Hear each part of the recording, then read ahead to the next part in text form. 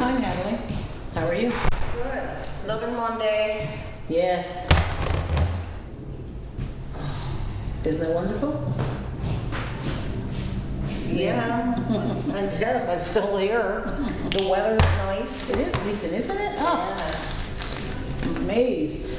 I know, it's almost December and no snow. Shh, don't say the S word. Yeah.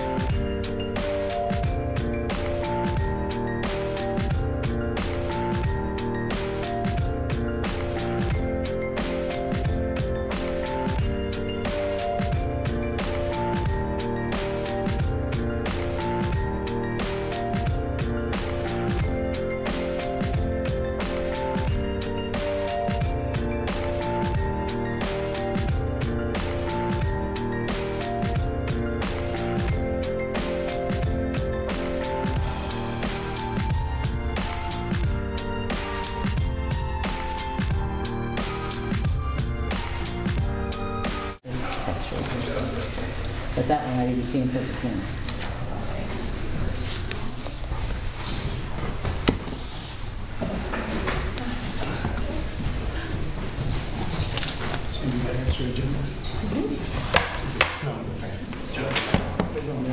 Hey, good, how are you?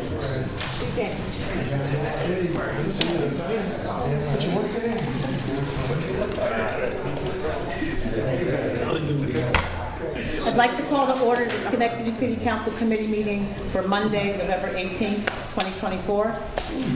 We do have two presentations this evening regarding ARPA updates for two of the recipients, and we'll start with BCNI. Okay, great. Well, good evening. We'll let you stand over on this side, so I'm going to introduce myself. Good evening.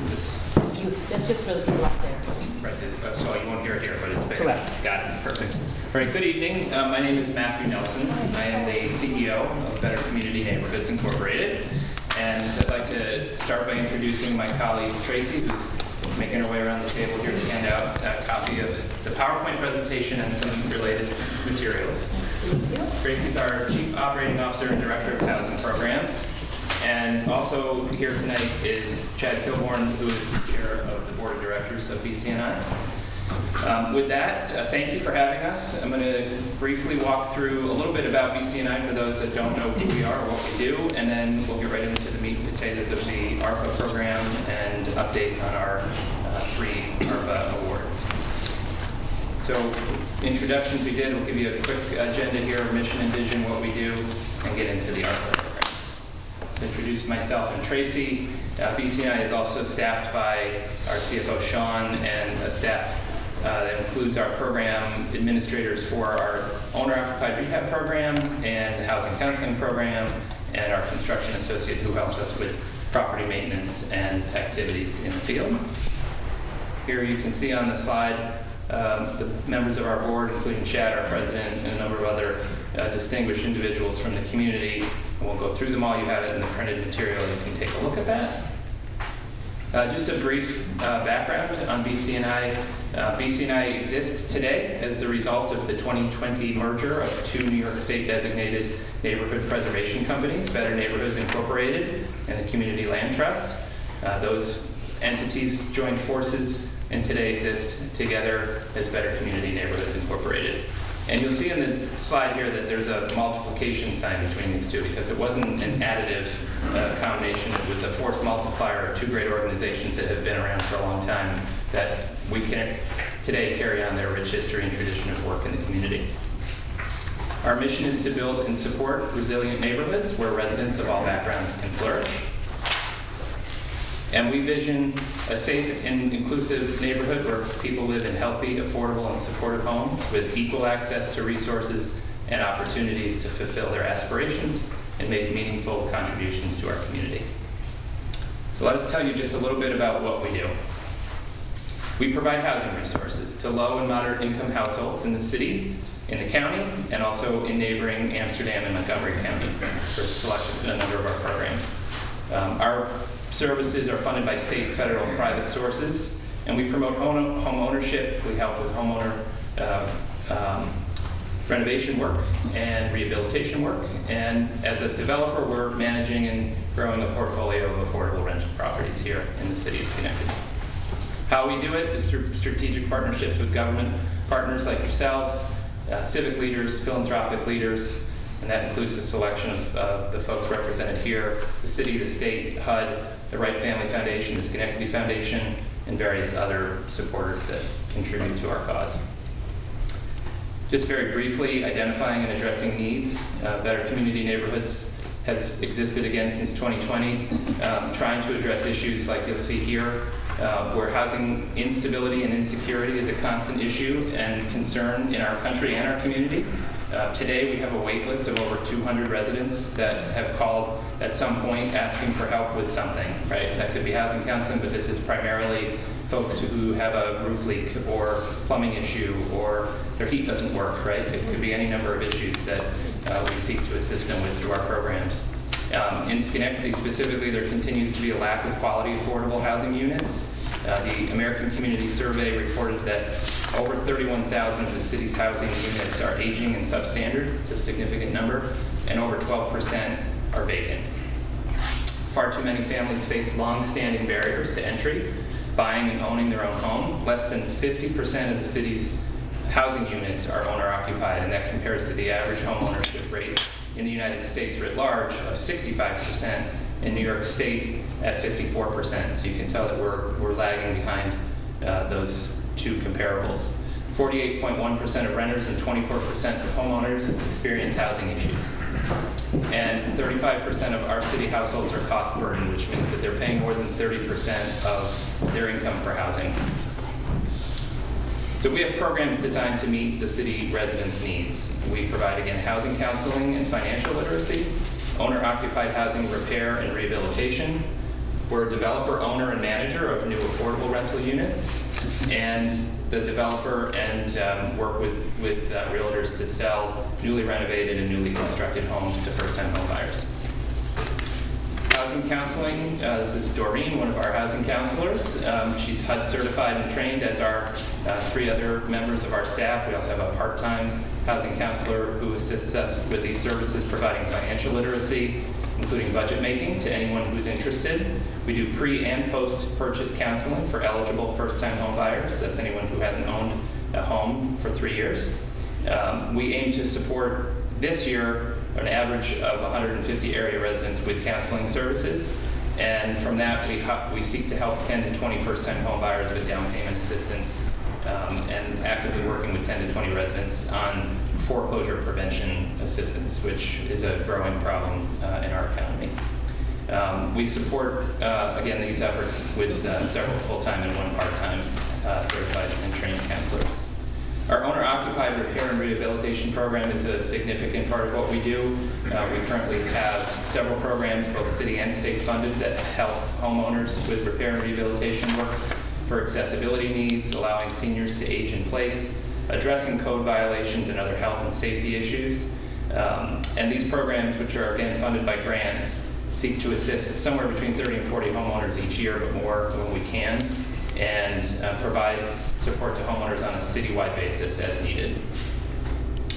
And then very briefly, I mentioned that we're in the development of new rental and for sale properties. Here you'll see an example of a project we completed last year. Some of you may be familiar with it. It's a 4-unit, 2-building complex on Windsor Terrace that was infill in the neighborhood of newly constructed, high efficiency, high quality, affordable housing. We're also a partner with several affordable developers, home leasing, and the community builders, to name 2, who are working on projects here in the city that we're partnering with as the local housing non-for-profit. And we've got congressional funding from Congressman Paul Tonko's office that came in last year's budget that we'll be utilizing for some first-time homebuyer work up in Mount Pleasant. So let's jump right into our ARPA program updates. As you all know, with your generosity, the city awarded BC&I 3 ARPA funds. The first was an ARPA owner-occupied rehab program grant of $1 million. The second was the ARPA foreclosure prevention fund. That was an award of $250,000, and the third was the Hamilton Hill Info project for $500,000. For the first 2, the owner-occupied rehab program and the foreclosure prevention fund, I highlight here as part of the timeline for you, our contract with the city was signed late November of last year, less than a year ago, because I know we're in November, but it was the end of November 23 that contract was signed for both of those programs. It wasn't until May of this year, however, that we were finally able to receive the final set of documents that allowed us to stand up our program and make it operational. Those delays came through the process that we had to go through with Corporation Counsel, and there was some turnover in that office, which resulted in the delay of getting that material in our hands. So for all intent and purposes, the timeline you should think of for the first 2 programs is the starting point in June of this year, right? So less than half a year. For the Hamilton Hill infill project, that one is a little bit different in terms of the nature of it. We'll talk about that in a second. The contract with the city for that award wasn't signed until May of this year, so that's a relatively new contract between the city and BCNI. That project is scheduled to begin in early 25 and be completed by the end of 25, and we'll again talk about that a little bit more in a moment. The ARPA owner-occupied rehab program, so let me give you an update on this. This is dedicated to empowering homeowners to overcome code compliance challenges and tackle emergency repairs, fostering a safer and more vibrant community. It's available to low and moderate income households in the city. Low and moderate is defined by anybody at or below 80% of the area median income for their household. The project's performance, as per the contract, is to provide at least 20 qualifying households with assistance that align with two stated objectives. Objective 1, address code compliance issues, provide assistance to city homeowners to address building code violations, and bring owner-occupied houses fully up to code. The contract further stipulated that of the 20 homes and residents to be assisted, that a minimum of 7 should fall into the category of code compliance. For Objective 2, that contract identified addressing emergency repairs, and this is anything from lead abatement to a roof to plumbing that's not working properly, whether that's water or sewer, heating, any other number of emergency repairs. And the contract stipulated that a minimum of 13 residents be assisted in this category. There, together, you have the 20 that was on the slide previous. So progress to date for Objective 1, addressing code compliance. Pleased to say that we have plenty of activity underway here, well on our way after only a few months towards our objective of at least seven homeowners. We have one project in process and 2 more pending application materials. We have an award on a property on Van Branken that's been approved. It's waiting for final sign-off here in the city development department so that we can move that forward to get contractors bidded and awarded for that project. And we're working on 2 other projects right now for property owners on Val Place and Arthur Street. And you'll see here that the emergency or the code compliance issues here to be addressed include everything again from roof repair and electrical upgrades to plumbing and safety equipment like smoke detectors. For Objective 2, emergency repairs, we have 1 project that's fully completed, 1 project that's currently in process, and 2 more that are pending application materials. You see those outlined here. Within the last 2 weeks, the first project that we awarded has been successfully completed. That was a complete roof replacement of a home on Baker Avenue, where we awarded the homeowner a little under $24,000. So that work was a pretty significant slate roof replacement. A lot of work. That began on October 30th and is already completed. Just waiting to close that out with the contractor. We also have approved $20,000 to the owner of the property on Marriott Avenue, and that work is out with the contractor right now, just waiting for them to pull permits, so that will begin relatively soon. And then you'll see here we have 2 other applications that are in process for property on Elder Avenue that will cost somewhere between $20,000 and $25,000, and a property on Robinson Street, another roof replacement that's estimated to cost between $10,000 and $15,000. So in terms of benchmarks, again, Objective 1 was 7 households.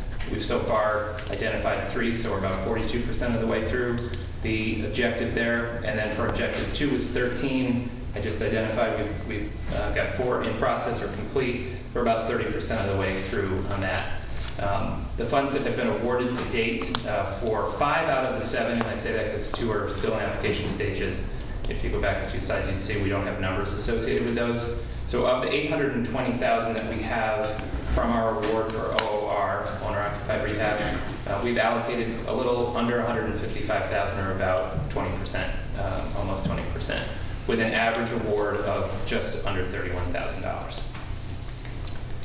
For our ARPA foreclosure prevention fund, this is dedicated to providing funding to assist families facing mortgage foreclosure within the city of Schenectady.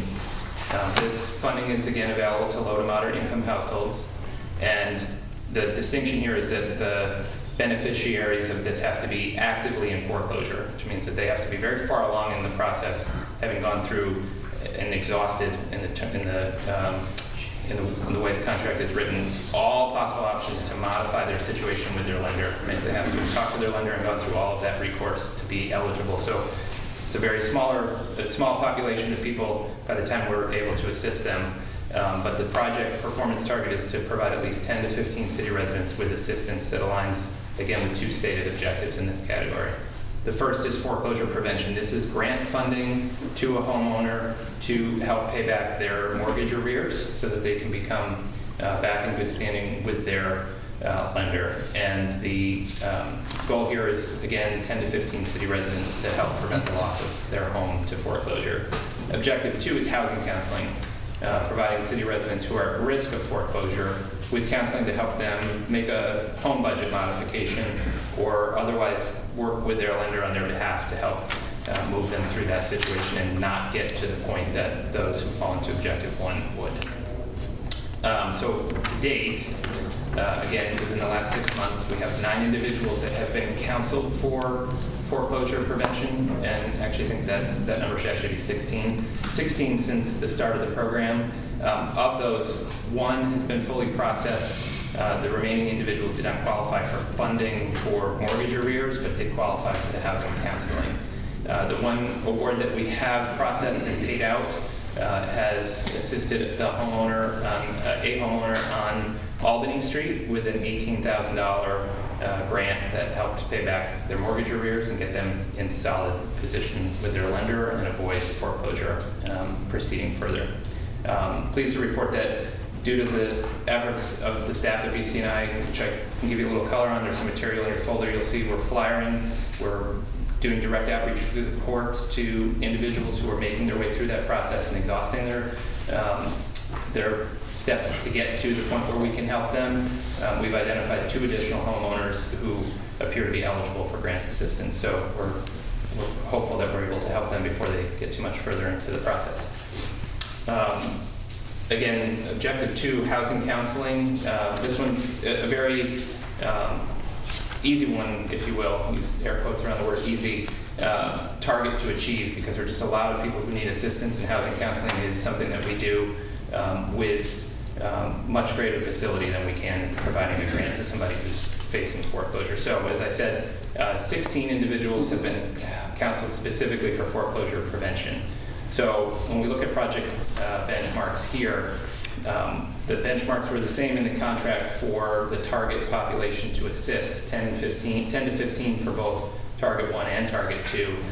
Target 2, we can highlight, with 16 individuals assisted, we're already over the high water mark of 15, right? So over 100% in both cases, and that will continue to grow. We will continue to provide housing counseling. We'll show slightly slower progress on Objective 1, where currently we have 1 homeowner, as I mentioned, who's been assisted out of a high water mark target of 15. That's a 6% benchmark, or 10% if you use the low end of that spectrum. So again, $18,000 awarded, or about 10% of the project funds for financial assistance. And finally, the 3rd award that the city granted to BCNI is the ARPA Hamilton Hill Infill Project. This project is dedicated to advancing efforts to provide safe, decent, and affordable rental housing to city residents in the Hamilton Hill neighborhood. I'm sure many of you are familiar with the project. Happy to answer questions or go into more detail. But when complete, this project will provide 11 newly renovated apartments in previously vacant city-owned and foreclosed property that will be owned and managed by BCNI in partnership with SCAP, who we're working with to provide rental assistance and supportive housing to the tenants that will occupy those units. At least 70%, or 8 of the 11 units, will be made available to families facing or at risk of homelessness. And so that's a specific target population for this project. Again, this contract was signed in May. The timing of that was tied to an application of funding that the state was working through at that time for BCNI. I'm pleased to say that since that time, we have been awarded $4.5 million in funding from New York State Homes and Community Renewal towards the overall $5.5 million renovation project that is the Hamilton Hill Infill. State funding will be combined with the city ARPA funding and another grant from a family foundation. We're currently working through the final stages of the review and approvals with New York State Homes and Community Renewal, including, because their project funding, like yours, is federal funding, there's the National Environmental Policy Act, or NEPA process that we have to go through. So that's what we're in right now. We anticipate that that will complete in the next 2 to 3 months and put us on track for construction to commence in Q1 of 2025. I'm targeting currently for late February or March. And we've done a lot of pre-development work, and this project is ready to go. So we're anticipating substantial completion in late 25 or early 26. That doesn't mean that the ARPA funds will wait that long. There's a lot of expense involved in projects of this scale. So it's my anticipation that the ARPA funds will be some of the first to go out the door and could be drawn down by the middle of 2025, about a year ahead of the June 2026 deadline for funding. So that is the update that I have for you. Each of you have a copy of the presentation I just gave in the folder in front of you, together with, on the left side, just a couple of the flyers and material that we're utilizing to market the foreclosure program in our housing counseling. At that, I'm happy to take questions that anybody has. Questions? Mr. Mudavera? Yeah, thank you and your team for putting these slides together. Very useful information to kind of update us where you are in terms of these ARPA allocation. Great. I just want to back a little and you talk about the OOR program and Objective 1. BCNI approved $75,000. Were you waiting on the city? What are you waiting for? Can you be more specific? So every project that we approve on our end, so by approve, I mean we have received an application, we've gone through the vetting of that homeowner to make sure that they meet the income qualifications first and foremost, and number two, we've gone out and done feasibility assessment, meaning we've gone out, looked at the property and identified the scope of work that's required. We've come up with an estimate for that. Once we get to that stage, we have to submit a project setup and an environmental review request to the development department here in the city to review and sign off on. And we can't proceed to the next step in the process, which is going out to bid the project among local contractors to do the work until we have that environmental clearance. It's just a standard protocol on all federal funds that they give us the okay, and that includes lead abatement or lead testing and radon testing and a couple of other environmental testing requirements that we have to do, which is typically takes a couple of weeks to do, but that all goes into that packet. So it's really just waiting for that environmental sign off here on the city side. Are you comfortable, let me take it back, BCNI, are you comfortable BCNI will be able to execute all these projects? Yeah. And to spend these money? Yeah, I am. I will say that for our OOR program, because this fits comfortably in what BCNI has done historically as an organization, both as its current state and previously as BNI or the Community Land Trust, the owner-occupied rehab is what we do every day. And we have several programs that this is fitting into. The fact that we have these funds means that we can help that many more people than we would in a traditional year, because the normal pots of funding that we have are more limited. That one I have no concerns about. The Hamilton Hill infill project, I have no concerns about, because that project is state funded, it's approved, we've got the properties lined up, we've got everything lined up and ready to go. It's a matter of getting that federal clearance so that we can proceed. We just can't put a shovel in the ground, so to speak, until that happens.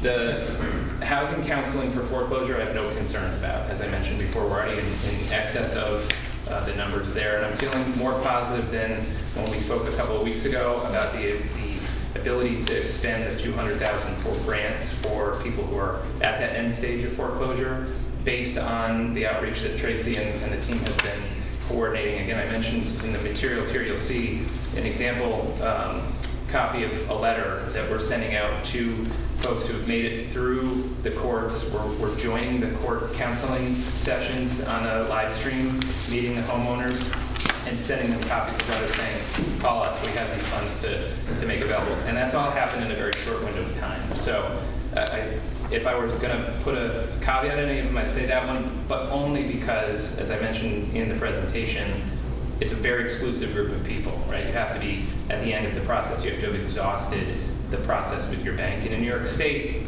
the rules around foreclosure are pretty significant, and it can take 4 to 5 years for some people to get to that end stage. So I give you confidence that we're working every day on that one to get that out the door as quickly as we can.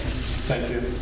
But at this point in time, you've only spent 9.5% of the whole projected funds. For that particular program? Yes, I'm talking about because that was the one that we discussed that you thought maybe, we're not Yeah. sure Right.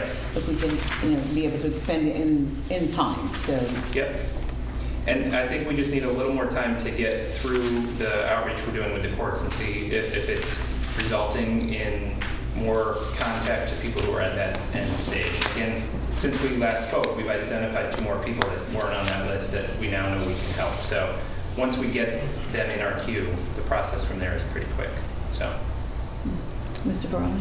So you're referencing people who are at that stage with their mortgage or their lender. Mm-hmm. What about people who might own their property but might be facing foreclosure due to like city taxes or something like that? Would they be eligible for that? Would that be a conflict? So they're not eligible for the grant funding because federal dollars can't be used to pay taxes, so city tax, school tax, or any other tax, right? So no back taxes, only mortgage arrears.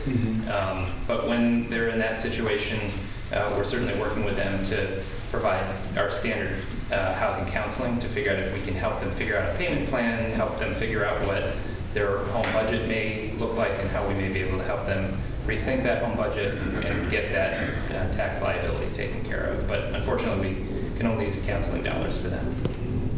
It's a good question, though. Mr. Williams? So I just want to follow up to your previous comment, and thank you for the detailed background on your organization and your allocations for ARPA dollars. Your last comment was needing more time to educate the courts. As you can tell from this conversation, we have a lot of decisions to make before the end of the year. Yeah.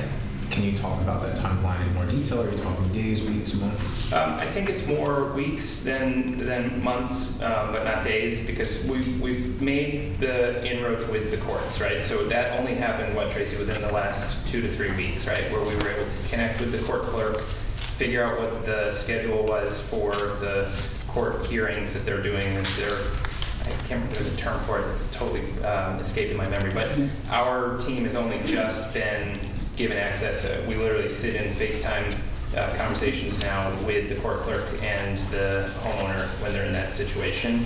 We didn't have that access before. It was more like, we had money come to us, now we're going to them, right? And so when I say weeks, Councilman, I think that's a reflection of getting through the next, let's say, 3 months to make sure that we can get through enough conversations to determine if there are enough eligible people that we can help. And I think if we can be given that liberty on this particular program line, let's say a 90-day window, we can come back with an update and tell you at that time if we think that that's achievable or if we're running into too many obstacles. And then I have another question. General, with regards to how you broken down your updates regarding how much has been spent with your targets. Can you speak to, I know at the beginning you said that there was a wait list of 200 residents generally. You were confident that for the first 2, the OOR and the foreclosure prevention, that you meet those targets. Is that based on having those 200 people already segmented into these conversations, or is that based on the greater need and your confidence that in 2 years you'll have met that? Well, it's really both. I don't think it'll take us 2 years to spend the OR money because the need is so great and our access to that need is easily reached, right, if you will. So the wait list, Tracy's been spending a lot of time with our staff lately, segmenting that list, targeting that list. We do outreach in blocks of 10 to 20 people at a time where we send them a letter and say, this is what we have available, here's the application material, and get it back to us so that we can process that through. I believe you all received a copy of a much longer, more detailed report that we prepared on each of these previously. If you haven't had a chance to review that, within there we break down that detail on the process a little bit more. And the only hang up there is we're beholden to how quickly they get that application back to us. But again, this is part and parcel to what we do every day, the OR piece, so I have no worries whatsoever about getting those dollars spent. Thank you. Yeah. So in terms of the foreclosure prevention, do you get funding from any other source for that? We don't get funding specifically for foreclosure prevention. We have no dollars for grants to pay mortgage arrears. This is the only pot of money that we have for that. What we have that can assist with people who may be facing foreclosure is housing counseling funding that we get from HUD annually. And so you talked about a 90-day window, Mhm. and I just want you to be aware that we have to make our decision before the end of this year, that there's not Okay. 90 days left. Okay. Yeah. So I just wanted you to know. I know Fair that's enough. what you're asking. Fair enough. Mr. Farley? So, as you guys are, once someone's getting through the process, and I guess this is more, not just for this program, I guess it's more of a general question, but especially for the program here, as we're doing the repairs to help people's homes get back up to code, or for safety issues or things of that nature. So I'm sure that there's some sort of MWBE requirement for these funds. Yep. I was wondering, how are you guys doing with that goal? Are you guys meeting your MWB requirements, or are you exceeding them, or? So we don't have either in the contract between the city and BCNI for these funds, or in any other way a specific target for MWBE goals, but we have an underlying obligation and expectation to ensure that we're providing the opportunity for MWBE certified contractors to do the work that we put out into the marketplace. And I can say that we're probably exceeding any goal that anybody would set for us, given who we work with primarily. But we don't have a specific benchmark or numbers that I can give you on that. So you don't, not for the money, obviously with the city, you don't have a larger, there's not an MWBE goal that you have that's tied to any of your federal money? No. Okay, but you are tracking how many MWBE contractors you are working with? I'm not sure if we are specifically or not. Tracy, do you know off the top of your head? If not, we can certainly check that and get back to you. Yeah, I'd like to see what that information looks like. Thank you. Yeah, happy to do that. Any other questions? Anyone else?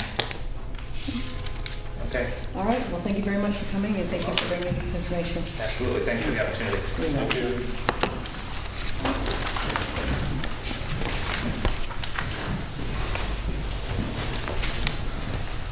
Okay, our next presentation will be by the Hamilton Hill Art Center.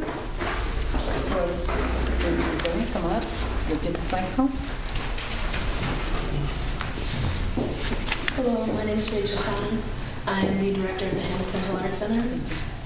We've been in operation for over 54 years, and we are an important cultural resource to the city. In our free after-school program, we serve approximately 200 families and children a year, and in our community events, approximately 10,000. Our building has been a core piece of our ability to do this, and we're no longer able to run all of our programs at the building that we had, as well as it was just in such a state of disrepair that we weren't able to repair the building that we had. So what I've passed out for you here is a list of all the contracts that we have in place, as well as a schedule of our timeline. We have been raising funds for the building that we desire, but we've also created a contingency plan in the event that we aren't able to raise all those funds for a slightly smaller building. We're on schedule to complete this project, and we're doing well with our fundraising. I plan to also apply for an additional grant from NISCA in January, to go towards our initial plan. All right, so I have a couple questions based on this chart we gave us. So in between June and August of 2025 is when you anticipate spending the $586,000? Yes. So there was some conversation regarding site plan and making sure you had a site. Can you please speak to that? We intend to have a site plan ready in 90 days. However, I do have Laura here. She's a part of our construction team. She's ready to speak about scheduling. Any questions? Do you currently own the property? We do own our property. That's secured, so there's nothing stopping us from completing this project.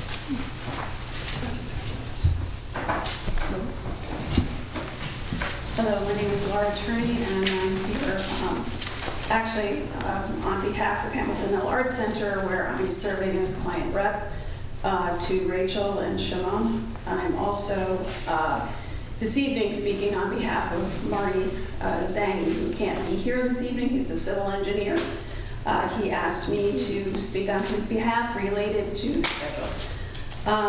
Currently, we are We have a core group, including the architects, which are reform architects, Rachel, myself, Shalana, Marty Zangi, and am I forgetting anyone? No. And actually LaFonso, Construction. yeah, who's a construction consultant. We're meeting on a bi-weekly basis. We are in the final last throes of small details about the design, just related to the initial design and some concerns about vandalism. So we're making some small modifications. We anticipate having a schematic design and the site plan due by early January. We were hoping to get it by December. I know the council had asked for that. That's just a little bit too ambitious for us to meet, but we are anticipating having that by early to mid-January. With design development, including architectural, MEP, mechanical, electrical, and plumbing, and structural work done by probably late February of 2025. And we hope to have the construction documents completed by April of 2025. We'll be out to bid in April or May, so sometime late April to May, with hopefully going through the construction bidding process, selecting the contractor, and doing the groundbreaking sometime in June of 2025. So that's currently the schedule that we've all agreed to shoot for, that we're working towards. We're meeting on a bi-weekly basis in order to achieve that goal. And we hope to have an actual grand opening with a completed building by June of 2026, with a 10 to 12-month construction period.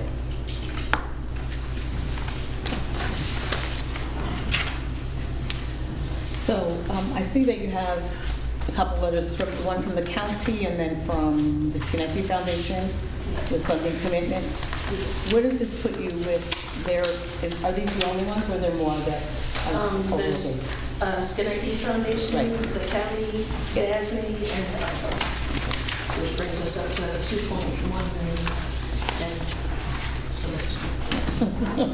All right, I didn't see the DASNY one, but that doesn't mean that it's not here. Okay.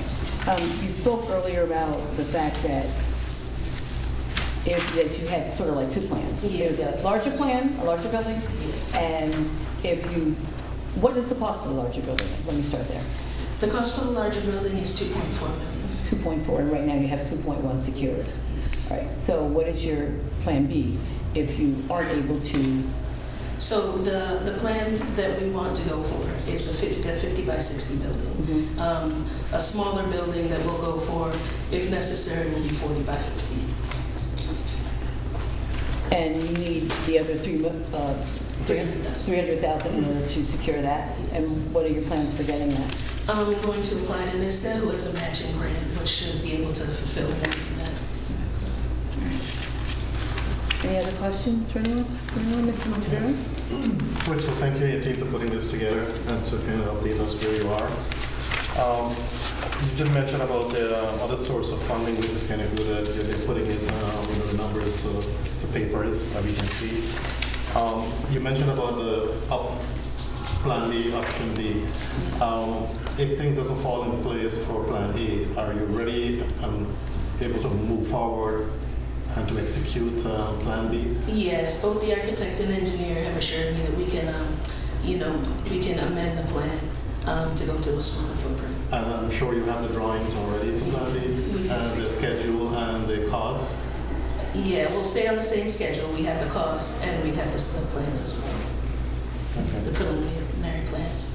And are there any other funding source are you going after, other than what you just mentioned here and we have in front of us? The NISTA grant is a matching grant, so that, it will more than make up the difference.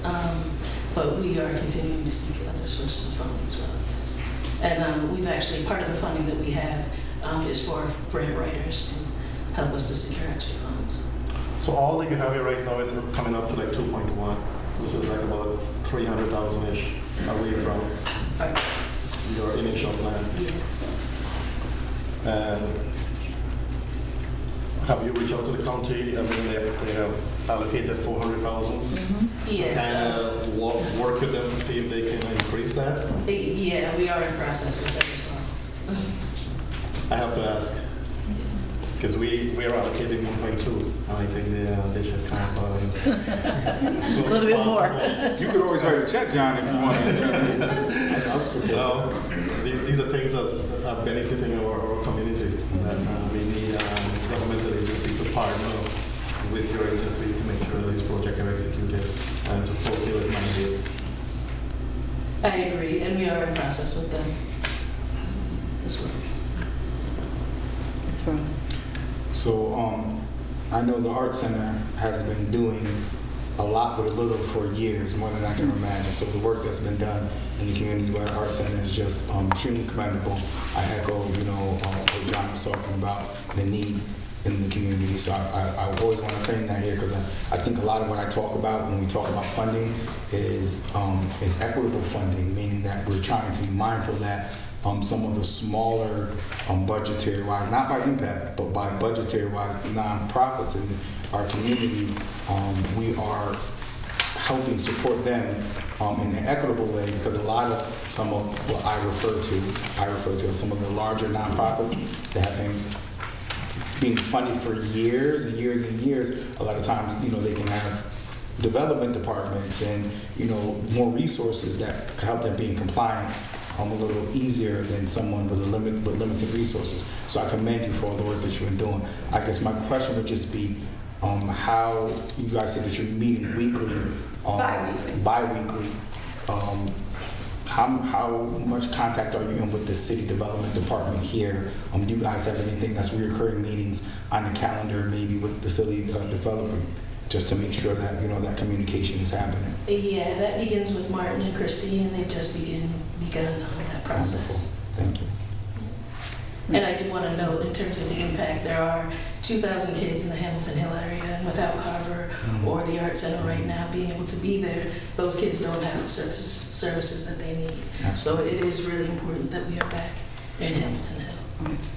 Did you have Mr. Williams? Yep, so I have two questions. The first of which was regarding the schematic design phase. I understand and respect asking for the additional time. Is there any way where you can speak to a working draft? Just trying to figure out if there's any way where you can get the additional information in the allotted time.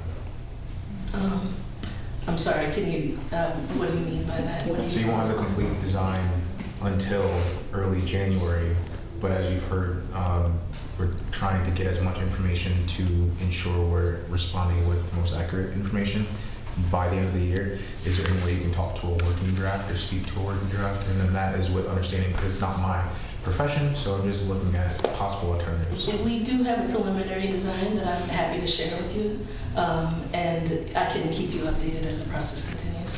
Thank you. And then my second question was, I can imagine your hesitancy with prematurely moving towards the smaller variant. Can you speak to what is not necessarily lost, but what programs or activities are you not able to accomplish with a smaller building? With the new building, with the old building, I can speak to the programs that we weren't able to fulfill.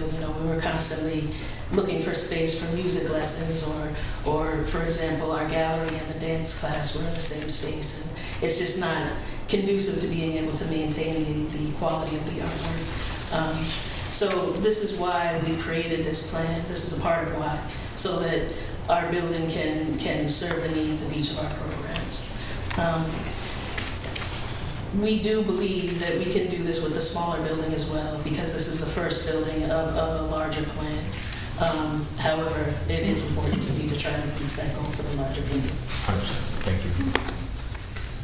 I just wanted to add that part of the process for the design work is we're looking at how do we make these spaces flexible so that they can be used in a multiple of ways, so that programs can be negotiated within the space. So that's one of the things that we've been looking at. Thank you. Mr. Rivera? Hi, Richard. During your conversation last week, you mentioned about site plan approval by December 31st. Can you expand on that for us? Well, that was the request that I received, I believe it was about a week ago, that I was told that I needed to have the site plan approved by December 31st. You know, our team clearly said that was, you know, too short of a timeline, that they're expecting that they need 90 days from this point. And did you respond to that email or letter? I reached out to Alexandria, but I haven't been able to speak to her. Okay. I would advise that you just address that and, you know, put it over the email or corresponding via letter, Okay. and to outline as to why you can achieve it.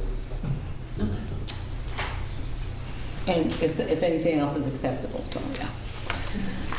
Any other questions? Okay, well, thank you very much for coming. Thank you. Appreciate it.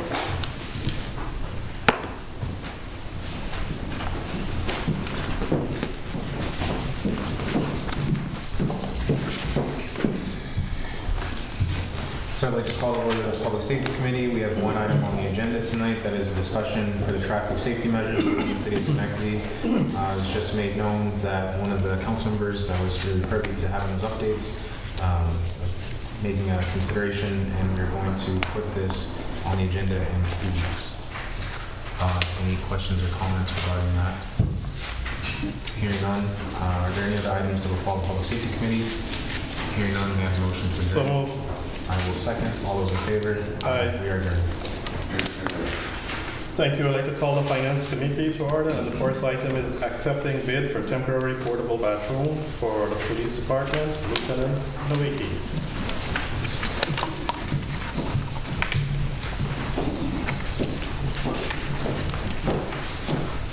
Good evening. As you may know, the city police department, we are revamping our bathrooms and showers in the police department. And while they're doing the work, there's no way for us to use them. They've been totally ripped out. So what we did is we put a bid together for temporary portable bathroom trailers. We received 2 bids, one for $65.60 a month, and the other bid from 10 South LLC for $5,934 per month. It will be for a 4-month term, and a possibility of a month-to-month from there, provided that it goes beyond the expected end date.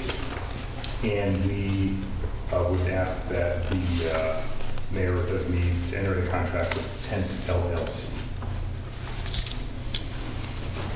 Questions? Seeing none, may I have a motion to move this item forward? So moved. Second, all in favor? Aye. Thank you. The next item is review resolution in support of Restore New York grant. This has to do with 600 McAllen Street. The public hearing was held on November 12th. Any discussion? Any updates? Mr. Chairman, as a follow-up, part of the grant process requires a resolution in support from the local governing body. A draft has been provided, and request that you review and then pass upon that so the council can do that next week. Any other questions? Seeing none, may I have a motion to move this item forward? So moved. Second, all in favor? Aye. The next item is review amending certain provision of Chapter 161 of the Schenectady City Code entitled Garbage, Rubbish, and Refuge. We had a public hearing on November 12th. I think we had a few speakers on this, and then over the course of the last several weeks, we have received a tonload of letters, emails from residents who've expressed their view against, for or against this increase. At this point, I open for discussion from my members. Well, Mr. Rivera, I just... Go ahead, please. Thank you. I just want to say, just as you said, that we received a number of emails, and we had a couple of people at the public hearing. One of them also, who was an employee, actually the chair of our local union, and who put their statement in, and then we had another woman to come and speak as well regarding this. So I think we definitely need to take a look at what's been proposed, and also to consider how we can move forward, and if at all, in this particular fashion. With most of the phone calls, and I've actually received a text today as well, is about the actual cost, and in addition to the cost, how it's going to be implemented. So those were a couple of things. One of the things that I noticed in the correspondence that we received is the suggestion, the proposal was that we would have 45-gallon cans, and within those cans, there would be 7 13-gallon bags. But the gentleman said it said, like, the math doesn't work because you can't, it's 91 gallons, so you can't fit it into a 45-gallon. So we definitely have to take a look at what it is that we're, trying to propose and move forward. Yeah, and it was one of the item I brought up for discussion when we talked about either 2 cans or 1 can versus 1 can 45, or we do the 7 bags in 2 cans, and it will not be in compliance. So how do we achieve that? And in terms of the almost 100%, I don't think there anyone in these letters here that is supporting this increase. Almost everyone is against it, and even the phone call we're getting is against it. So how do we move this forward, and in terms of this, or we amend certain items? If I can recall when we did the budget last year, this was all, when the committee was set up, was to look at the jackpot garbage, specific households who were having excessive garbage on certain time to address that. So I'm not sure how we end up at this point with all these listed items and away from the jackpot item. Go ahead, please. So I can definitely, from my perspective, say the conversations that I've had, everyone has, for the most part, understanding and accepted the fee increases to just the waste fees annually. That is something that I was not expecting, but I think the community understands the rising costs with waste removal in the city. Secondarily, I misinterpret a lot of the, negative comments towards implementing this policy. I originally thought that they were just focused on the small trash bags and how they go into the canisters and what those canisters hold. However, it is my understanding at this point that it is attributing any fees to mattresses and any other items outside of smaller bags. And I'd like to respond to both separately. So for the attributing costs to items, it is safe to say that there is a cost for everything, and that cost is going up. So I think that is an unfortunate reality people have to understand. Separately, the issues, or I guess we need to educate further with the community and see if, I think this is the area of focus. How will we identify, what is a reasonable amount of weekly trash? I think that's where a lot of the miscommunication has been coming from. I know Ms. Porterfield just highlighted the math in one instance, but part of the takeaway I had from the public hearings was the impacts for our elderly residents with regards to their ability to pull the cans down. I just was reading through these emails or correspondence again, because I've read them a few times, and the one is talking about how do you present trash? Do you leave bags on the curb? And we have rodents and animals running around, so it just creates another issue on top of the one. So I think that is our focused area. How do we identify what is an appropriate weekly amount of trash? I think that is the focus. And I'll wrap it up.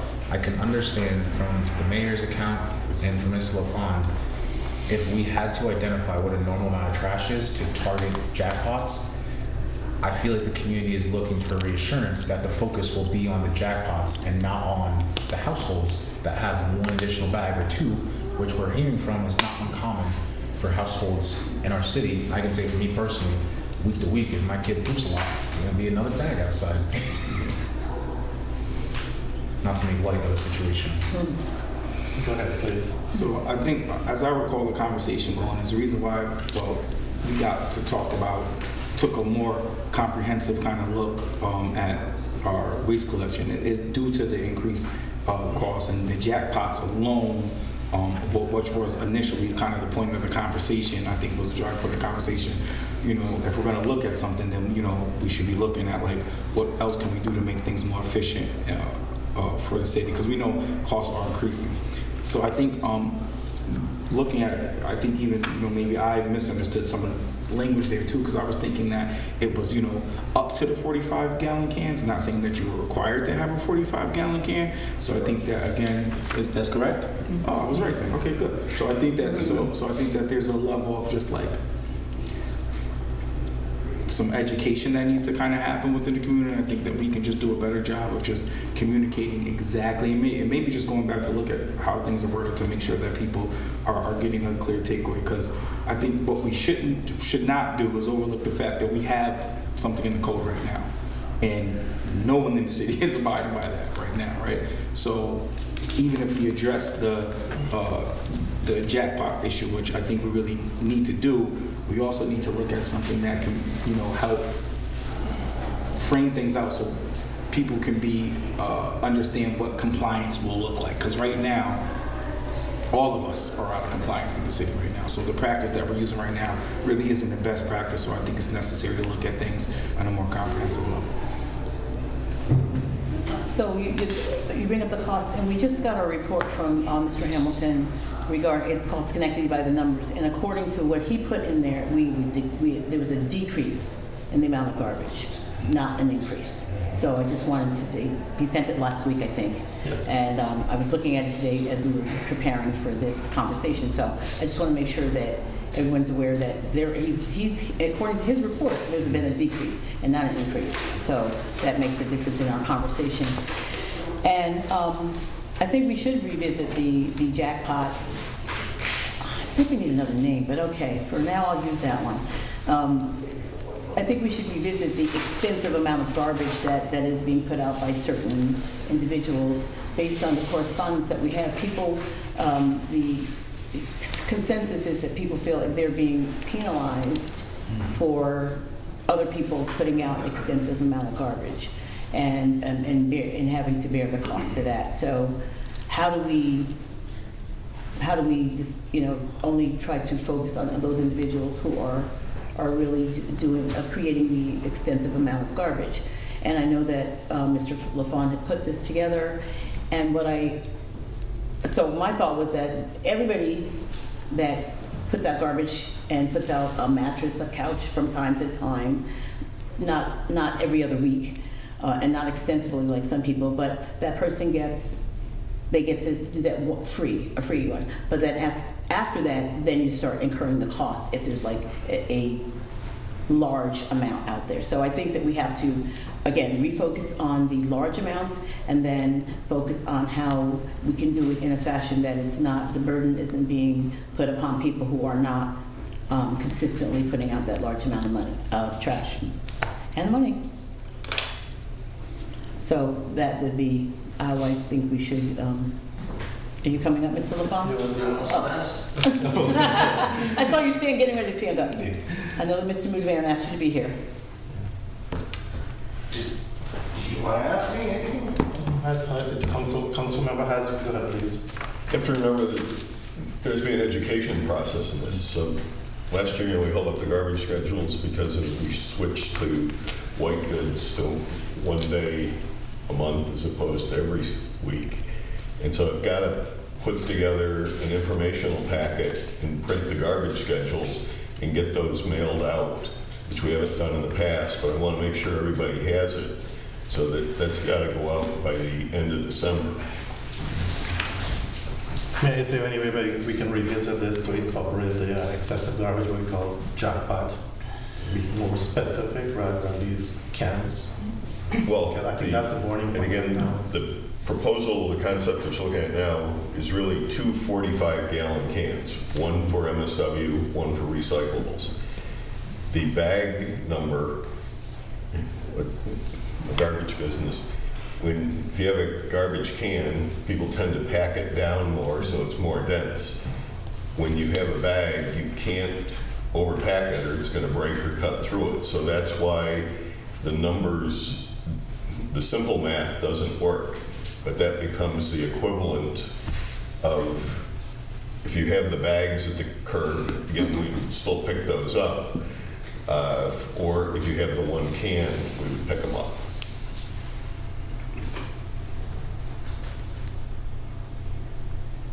Is there anything you want to update us on, or Well, when you talk gallons if you don't mind, please? gallons is a liquid volume, okay? We're only going off what we got, you're right, that's all we're doing. It wasn't just me that sat in that meeting, several meetings. It was two council members. We had a representative from the union, and there were other people. And I took the notes, and we came up with a recommendation. That recommendation is now in front of you as the council members. And if you look out, I know you don't want to hear outside the city, but outside the city, they use a can. Okay, you buy a can. You want one can, it's X. You want two cans, it's 2 times. You want 3 cans, it's 3. We all know that families have different amounts of trash they put out. If it's an elderly, woman or a gentleman, very little trash. If you got 9 kids in your house, you have a lot of trash. But it's more as pay as you go. You could come up with a concept and say, the minimum is 1 can, and this is what you get for 1 can. If you got a lot more, you buy 2 cans. And we can go to a can basis here. But it's going to be tough with cans. And we mentioned bags and rodents. If you run around the city right now and see how many bags are at the curb, it's 85% are bags. So we're already dealing with bags. It's really something that, what do you want to do? How do you want to decide to enforce this? We have a lot of garbage out there. We call it the jackpots. People should pay for the additional garbage they put out. If you try and do bulk items, there should be a fee for that. We have to have 2 guys put them in the truck sometimes. It'd be very difficult to say, well, everybody gets a one-time thing. You know how many residents are in the city, how many addresses? We'd have to keep track of every household. You did it one time, and we don't get it again. The fee is bulk items. You're welcome to change the fees. If you think $15 is too much for an address, but 10. But we have to start somewhere. It appears that we just can't start. It's not a perfect world, maybe not a perfect decision, but what we have right now is really not working. Garbage is spewing all over the city. It rolls all over the place. Some's in bags, some's in cans. It just sits on the top of cans. And here we are trying to figure out how many bags should we give a person again. It's your decision. Go ahead, please. Yeah, so I would just think that this might be something where we just have to be a very intentional, responsive government to say, hey, let's give these things a try. And I think as we talking about educating the general public, there'll be some education that happens for us. I'm sure there's going to be things that we might not even foresee, that might happen, or that might arise that could, be a positive byproduct or even a negative one. But I think that if we respond to kind of, what the correspondence that people are sending in, then I think maybe we can think about, okay, what's the majority of feedback that we're hearing? Then what do we, how can we, maybe make some amendments? Again, this is just a recommendation that is, I think it's a good one, so we can stay close to the recommendation, but then make some amendments that would be responsive to the needs that we're in the community, and then just do it and understand that this is going to probably be a living thing until we get it, to the right sweet spot, if you will. That makes sense. Yeah, a good point. Some of the concern is that the residents are expressing is that we recently approved in the budget $52 per unit. It comes out $104 per 2 family and $52 for a single family house for garbage. And then we're asking now to pay a little extra. Those are the majority of the concern is focused on that. The call that I'm getting is that they're not so much concerned about the white goods. they can, give or take with that at a reduced price, but the concern doesn't seem to be on that segment, it's more towards the bag. The 7 bags, and $2.00. But it's up to you to make a suggestion. You Yeah. want to give them 10 bags, give them 10 bags. But then that's what I'm gonna get at a point now. How did this committee came up with 7 bags versus 10 bags or 2 containers? I don't know, there was a number of discussions on how we were doing it. I mean, if you've got a suggestion, suggest it. I mean, No, I'm asking a question. Everybody's saying they want more garbage put out for the same fee. Well, so would I. I'd like you to take all my garbage for the same fee. But unfortunately, we have residents and we have property owners that put out a lot of garbage, okay? Whether it's coming from that property or it's being trucked in because, grandma's cleaning the house out, she has to pay, so we're gonna take it to our house. We have no control. It just goes to our curbs. And No, I'm just trying to get at the recommendation to the council. It's 7 bags. And that's what I'm trying to get at. That's a How did this recommendation. committee You want to came change up? it, change it. Okay. Ms. DeToro, you have a question? Go ahead. Yeah, so sitting on the trash task force, there were multiple conversations from multiple individuals. We contacted many municipalities similar to ours, whether it was Utica, Syracuse, Rochester, Hales Mills, a lot of different places. So the 7 bags that came forward, I'm not comfortable with that myself, but it's up to us as a council to decide what's comfortable. We've heard, jackpots, people putting out excessive amount of trash. We need to look at the code, because right now in our code, there are no home goods put at bulk items. Technically, we can't even accept them at the curb. Clear trash bags, we have to change that in the code, because who's gonna find them? We should at least have white or something manageable in there, but it's up to us right now to decide how we're going to move this forward. Mr. LaFond has put forward what he thinks the average household should put out. But it's up to us right now to help the residents decide what they're going to put out, what's going to be acceptable. And that's what we need to do. So we need to look at our code and we need to change things so that every resident can finally get a trash schedule in the mail that needs to go out by December. And I think white goods, Paul, there's nothing that goes out any longer, No, right? white goods have been working very good. It's been over a year now. They go out once a month. It's, like I said, we don't get a lot of white goods because we'll say fortunately or unfortunately, scrappers take those, we take them, but, that's worked very well. Right now, our costs go up. It was discussed, yes. If trash was down slightly, but our costs are going down, our costs are going up. I think I mentioned before, 4 years ago, recycling was totally free. We're paying hundreds of thousands of dollars now here to get rid of recycling because it's not free for us to dispose of anymore.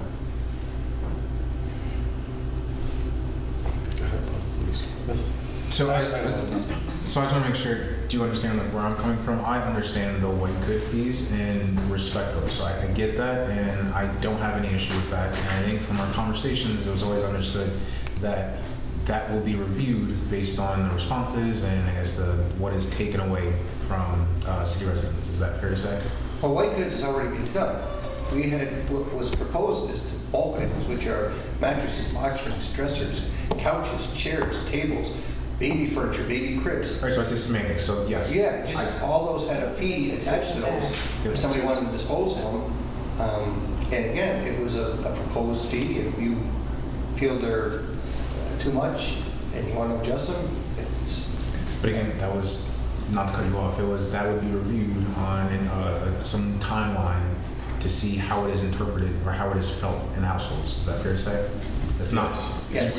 As we implement this, and we don't have a lot of data on the specific items out there because we're just picking everything up. So as we get 6 months down the road or a year from now, then yes, we're going to have some factual basis to say, yes, this was a lot more than we thought, or this was a lot less. It has shifted the trash one way or the other, and then to make appropriate changes in.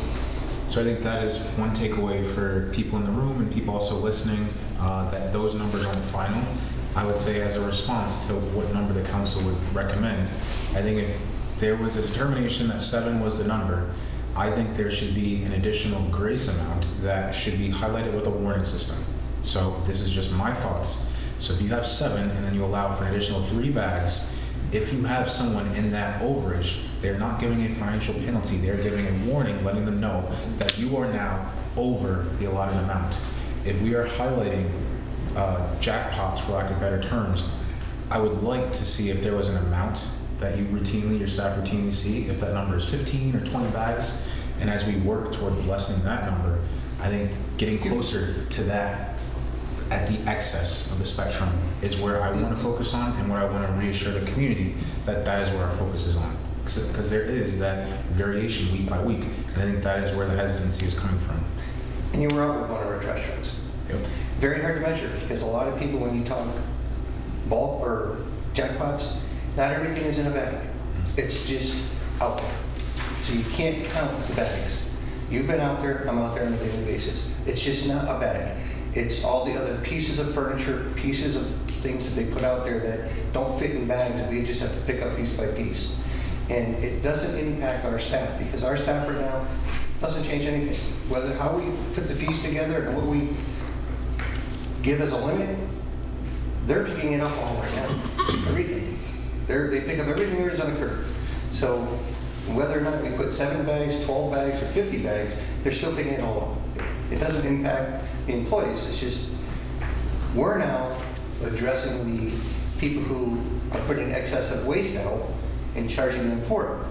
But it's very difficult because we have no means to measure it because we don't use just a can and we don't use just a bag. We allow the property owners to put out whatever they want on the curb and just leave it there. So it's very hard to measure. But what you're saying, it wouldn't be the staff, it'd be the nuisance officers that'd be doing that, right? No, the nuisance officers would be if there's a overreach or somebody puts stuff out that say the bulk items go out and somebody puts 3 mattresses out there, but they never came in to pay for it. Yes, the nuisance officers are going to go document it and write the violation because, you know, they're putting it out there. We don't take that if that's the decision that the council makes. You know, if you're saying you give them a grace period of 7 bags to 10 bags, well, there's not going to be really a violation because you go with a limit. We're going to do 7 to 10 bags. Okay, there's 11. What do we do? It's 1 more than 10. Okay. So you know, you have to have a baseline. You have to go by something. Mr. Farley? So I was just gonna say, I'm just wondering from the council, like, so if we can kind of narrow down, and I think they were kind of doing that, but narrow down like what is the feedback that seems to be most prevalent from residents? Are they're saying that the concern is how many bags? Is that if that's what you're getting, or is it the concern around the fees for jackpots or whatever? Like, so therefore we can just kind of narrow. If those are the 2 kind of hot items, if you will, then we can just have a conversation like right now to say people are saying that 7 bags aren't enough. Okay, well then maybe we go to 8 bags, and then if it's like the jackpot fee is, you know, if people are saying that it's $25 is too much, and then we're saying, okay, well, we're going to give you an education grace period, and we'll go down to, $15. Well, let's do that. So therefore, we can just kind of come up with something, understanding that this is a living, breathing thing that not only could change, but should change based on the information that we get as we're doing this, and then just get something going. That's what I would suggest. Just a point that obviously, if you got a big family, you want more bags. If you're just a couple living in a house, 7 bags is plenty. But if you got, 9 kids living at your house, 7 bags isn't enough. But if you got 9 kids and you're generating more trash, you should pay more for disposal of that trash. So, where do you stop? I mean, everybody's gonna. Well, I got my in-laws live with me and my grandkids live with me, so I need 12 bags. There has to be a limit somewhere. Or you go back to, we're just going to take it home. And that's what we're doing right now. Is there a limit right now on jackpot items? Whatever you put out there, we have to clear, Right. So maybe, including bulk items. There are some exceptions with tires, C&D material, and other things that are not picked up in that. And are people generating more trash because they're not recycling and we're just taking it as trash?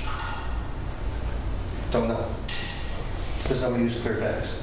The whole point of the clear bags years ago was if there was recyclables in the clear bags, they were supposed to be left on the curb. That didn't work because then the trash and the recyclables were left on the curb and they were just left there. Nobody brought the garbage back in and resorted it. So you don't know if the people who are generating more trash bags are because they're just not recycling.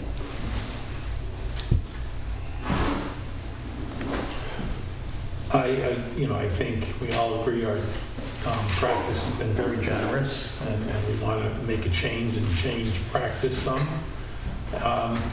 Maybe listening to the taxpayers, like you get a one jackpot item and 7 to 10 bags, we come up with something that, and then kind of reassess it. But we begin with something and begin managing folks' practices and see how that's working. Rather than, I don't think we want to kick the can down the road, but maybe come up with a solution that might be a little bit more generous than we originally proposed, that resulted in a lot of negative feedback from taxpayers, but. Give the proposal, it's up to you to decide. Yeah, right. So that's what I'm just kind of putting out there now, is if we come up with Essentially what I'm something. saying. Yeah. I think that we. Sorry, I think this is a broader discussion, so members of the council here, so, it's up to us to move forward this, if we feel that we can make amendments, or we can incorporate the jackpot, to use it as term into this also, and to also kind of look at the jackpot, because that's what initially we were supposed to be looking at as a council from the committee, and now expanded. So how do we address all of that into this change that we're in front of us? Go ahead, please. The jackpot's addressed with stickers. That's Bulk items. No, bulk items. bulk item, sorry, that's not addressed. The bulk items are the jackpots, really. No, that's not what was discussed last year. Bulk items can be That's what part the of a reality is, jackpot. John. You get these items out there, it becomes the jackpot. Right. Can become. However, when we started adding the bulk items, that now applies to you, me, and everyone else Yes. who does not put out jackpots. So But you buy a it can sticker be for it. included, correct, which is also a part of the concerns that we received.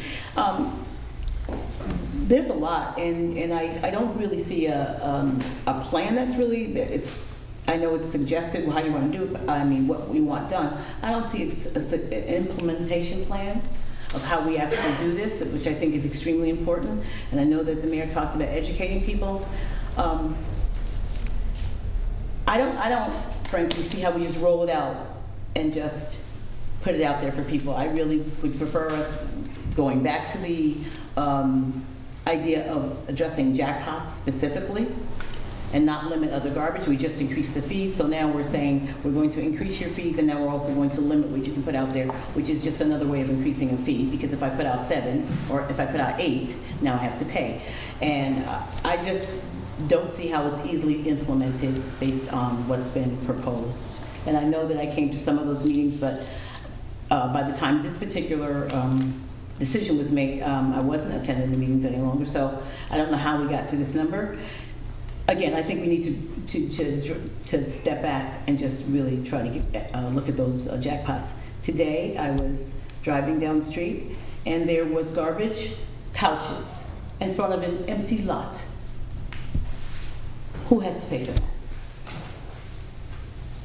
We don't know because nobody lives there. We pick it up.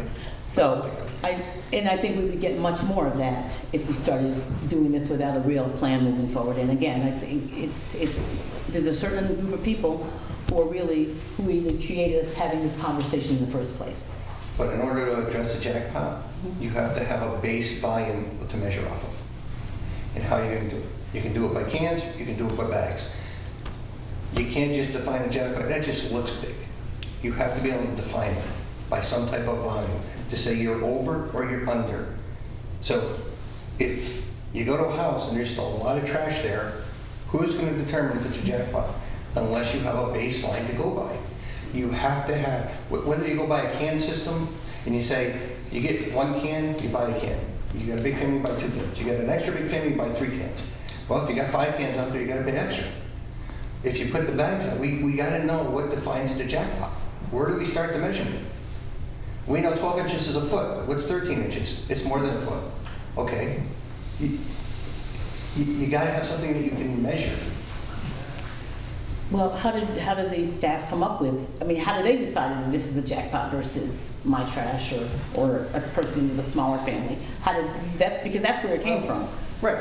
We've got some photos on file that, if you look at what's out in front of a house, it's hard pressed to say that just came out from the weekly garbage. Mm-hmm. Okay? And it's not there every day, but it's there frequently if you go to some of the more of the apartment buildings or the people who are moving at the end of the month, the beginning of the month, or the middle of the month. People are emptying the whole apartment out, the landlords are putting it out for us because it's free. Why pay? We're doing it for free. Which is to me why we should go back to looking at the ones who are creating the REIT for us to even have to take a look at this, the jackpots. But that's what it does. But it's in the city code. It's solely the prerogative of the city council to change that. I cannot manage it unless you make a decision, set some parameters on what the fee structure is and what the quantity is.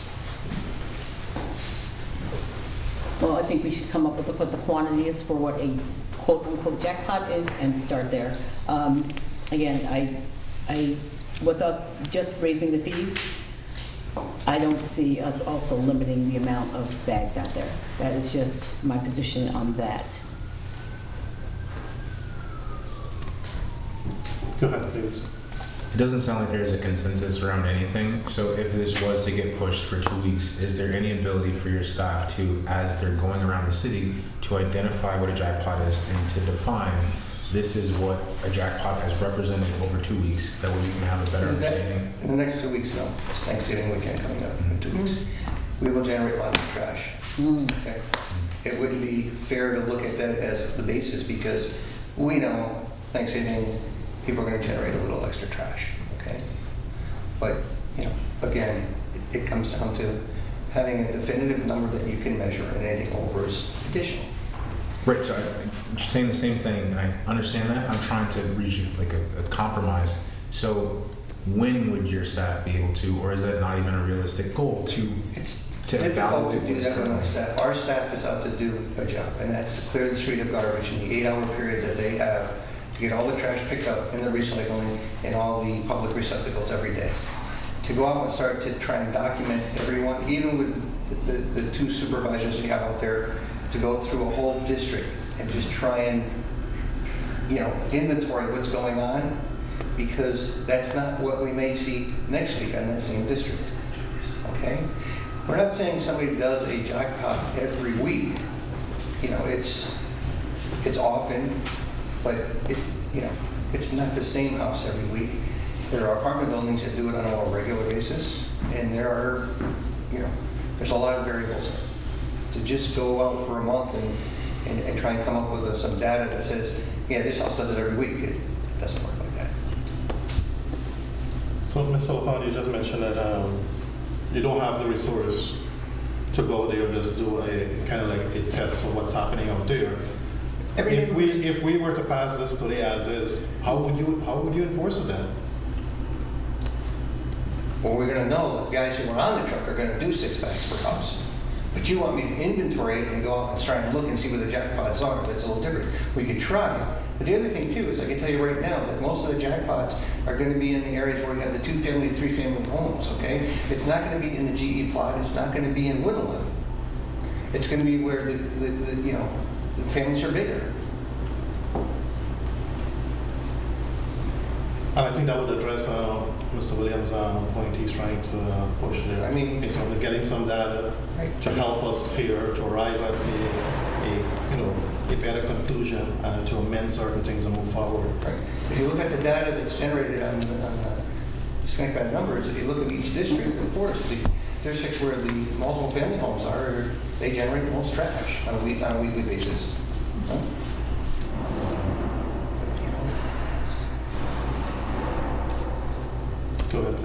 And the other thing to consider is, as you said, those are multiple family homes, which probably means they're renters.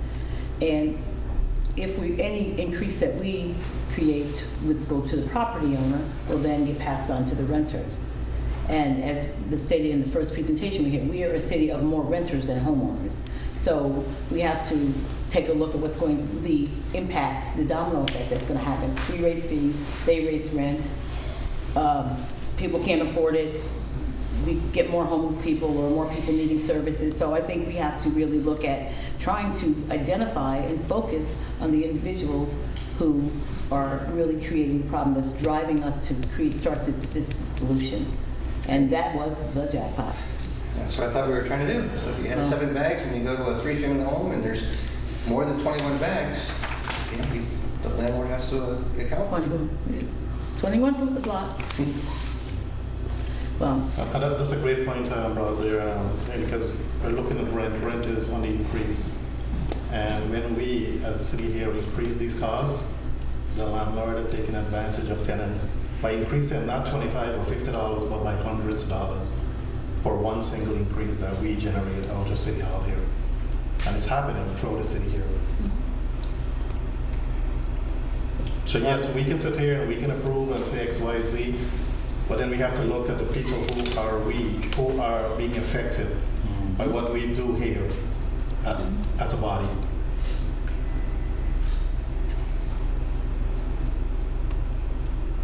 So I think we just need to address the people who are taking advantage of the system by putting out, from corner to corner of garbage. We need to come up, I think when we discussed last year, we talked about cubic yards. I mean, come up with a measurement system. How do we address that? Cubic yards is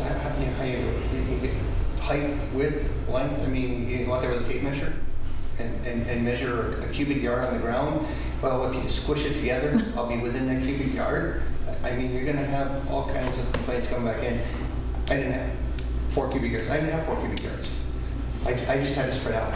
And I mean, it's not an easy thing. No. Okay. The easiest thing is cans or bags because you can physically count them. Go ahead, please. Yeah, so everyone's making really good points here, but I know the conversation is getting a little circular. So I'm wondering if what we do is, I'd like to see us try something that, get something out like sooner than later, But I think that the point's well taken is that if you're looking at the most neighborhoods that are going to produce the most trash are neighborhoods who are multi-family units who also happen to be likely to be people that are lower on the socioeconomic scale. So what I'm thinking that we do in order to enforce the jackpot rule, we do have to come up with something that defines it as a jackpot, though, right? And it can't. So I think maybe bags and cans is a good measurement, and what we I guess would describe as bulk items, right? And then you just say and maybe 7 bags is just not enough. Maybe it's not enough for people. So maybe it has to be 10 bags and 2 bulk items, and but we do that as being responsive to people that are kind of contacting us, expressing these concerns. But then also we have to keep in mind that I don't want to be too presumptuous, but some of this is going to change based on we're going to change people's behavior, right? Because now people are going to say, oh, I can't put out 17 and a half bags today. So I think that the only way we get there, if people are saying 7 is enough, let's up it to something that's a little more reasonable for people. People are saying putting on a mattress is enough. Say 1 mattress, you give them, they can only put 1 bulk item out a week, but let's just do something and maybe give ourselves to the next cycle, but let's make sure that by next cycle we got something to just put out and just get going, understanding that it might shift based on response, but let's just do something. That's what I was saying. Go ahead, please. I think the mayor was also proposing that if we do use this sticker program, we would send some out as kind of freebies with the tax bills or with the trash schedule, because you may never put a mattress out. Last weekend I put 4 out because twin size. But cleaned out my attic in anticipation of. You're getting ahead of time. And not in anticipation of, but I needed time to get up into my attic. And, from 1990, the girls' twin mattresses. So I put that up, but, moving forward, do I anticipate putting out new furniture and things? No. And there's a lot of seniors, or there's a lot of individuals who live in the city who may never put a piece out. So what's fair to them is to have a sticker when they do. But what's not fair is the individual, the landlord that comes in and cleans out the tenant's apartment when they just up and leave with the clothes on their body. So that jackpot clean out for they should have to put stickers on everything, and that's where they pay. They have to tell us, this is what you're putting out. They have to come to City Hall and buy $300 worth of stickers, because that's probably what it is per. Put it on their jackpot, and then we're done. As far as in weekly trash, I don't think 7 bags is enough. My daughter and I can create 6 bags on just 2 of us cooking every day. I think we need to increase it to at least 10 bags, 128 gallons per individual unit, one family. But we need to do something, because right now the city is paying for our trash removal, for residents' trash. And we each need to take care and pay our own fair share. I think everybody, speaking here based on conversation, nobody's against jackpot or excessive garbage. It's about these bags. The excessive garbage, landlord are putting from corner to corner, and our staff has to pick. But everybody are on board with that in terms of addressing that. In terms of people coming down for a sticker here, we have emails and letters and phone calls. There are people who don't have the ability to drive and get to City Hall to address or to pick up or to buy these stickers. How do they get that? And it's something going to be online. Then that's a concern for people who can't afford that, that privilege. Go ahead. Well, I think, when you're talking inside these 50, 60 black bags, which constitute jackpots. We've all seen them from corner to corner. So there may be some bulk items, a couple mattresses, chairs, 14 whatever beds put out. But inside these big, huge black bags is also clean out, which is technically the jackpot clean out. We're talking just regular trash that we all create on a weekly basis. So whether those jackpots are in cans or big black bags, if they had to put 13 little gallon bags out there, they're not putting trash in those bags. They're clean. There's probably clothes. What would be in those bags, Paul? Everything: dishes, clothes, silverware. Plates, cups, everything. Everything. So that's considered part of the jackpot that's going out. Bulk items you can see. What's in those huge bags that our workers are having a hard time lifting, or they break all over because no one's taken the time to really sort things. They're ripping all over the roadway as they're being thrown into the into the trash truck. It's it's addressing. I just want to address, you think people will dump more. I can show you a video of a gentleman pulling up on my street, and it took them 18 minutes to unload their trash in front of a house on my street. Okay, they don't even live there. So that's constantly going on anyway. Go ahead. No doubt that. Can we separate it? So can we progress with the bulk order categorization in those fee structures, which I understand, and for lack of the community's response to that, agree with, and especially if that number is going to fluctuate based on the response from the community, I can support that. However, to Ms. Porterfield's point, if people are just going to move where they put the bulk items out of, that can create another issue. We wouldn't know the efficacy of this entire policy if we have 2 of those together. So what I'm saying is, if you change 2 things, you don't know the impact of both changes. So can we just change one thing, see how that is interpreted by the community, and if we notice that has a good outcome, change the other thing, and then we're able to evaluate that. Good point. Which I say the thing we change is the bulk items, which is really what jackpots are really made up of. I know they have trash bags as well, but there's dressers, there's beds, there's mattresses, there's you name it. I've seen them amazing, but it's clear that whoever lived in that house now has moved and all of their belongings are out on the curb. Or they were kicked out of the house too, because sometimes people get evicted out of the house and landlords are very irresponsibly just throw all their stuff out of the garbage. So they'll Yes. probably have to deal with that as well. We're supposed to store it. Yes, they are, So but they don't. that's So- another. So this would be another protective factor. I'm sorry. No, it's okay. No, you're, and which is why the cost, the burden of the cost should be on those people who are creating those things, and I think that is where we need to begin. And and quite frankly, I think trying to wrap our arms around all of it at one time is gonna be a logistical nightmare. I think this is a broader discussion here, so I recommend that, as members, we come up with, some sort of recommendation from you personally as to how we move forward. And we can have this back in 2 weeks to kind of, get to a conclusion of where we are in terms of that. But I think it's a bigger, we can expect us to move this tonight, but to get somewhere in the next week or two. Go ahead, please. If we could continue that conversation, if the council members that are here would respond to their current opinion on separating. We're not going to decide on what each part looks like. Would you be more comfortable or would you be more amenable to separating and having a staged approach rather than throw everything together? I would like to hear that response from everyone. Otherwise, just putting out the conversation to have this same conversation again in 2 weeks. And to the mayor's point, that then puts the city behind the curve. So I am respectful of the timeline that's at hand. But to me, if we just know where people are with, again, separating and having a staged approach. So we can do that. We can do two-stage approach. One with regard to solid waste, and one with dealing with the white goods. Bulk fees. Bulk items. Bulk items, sorry. Yes.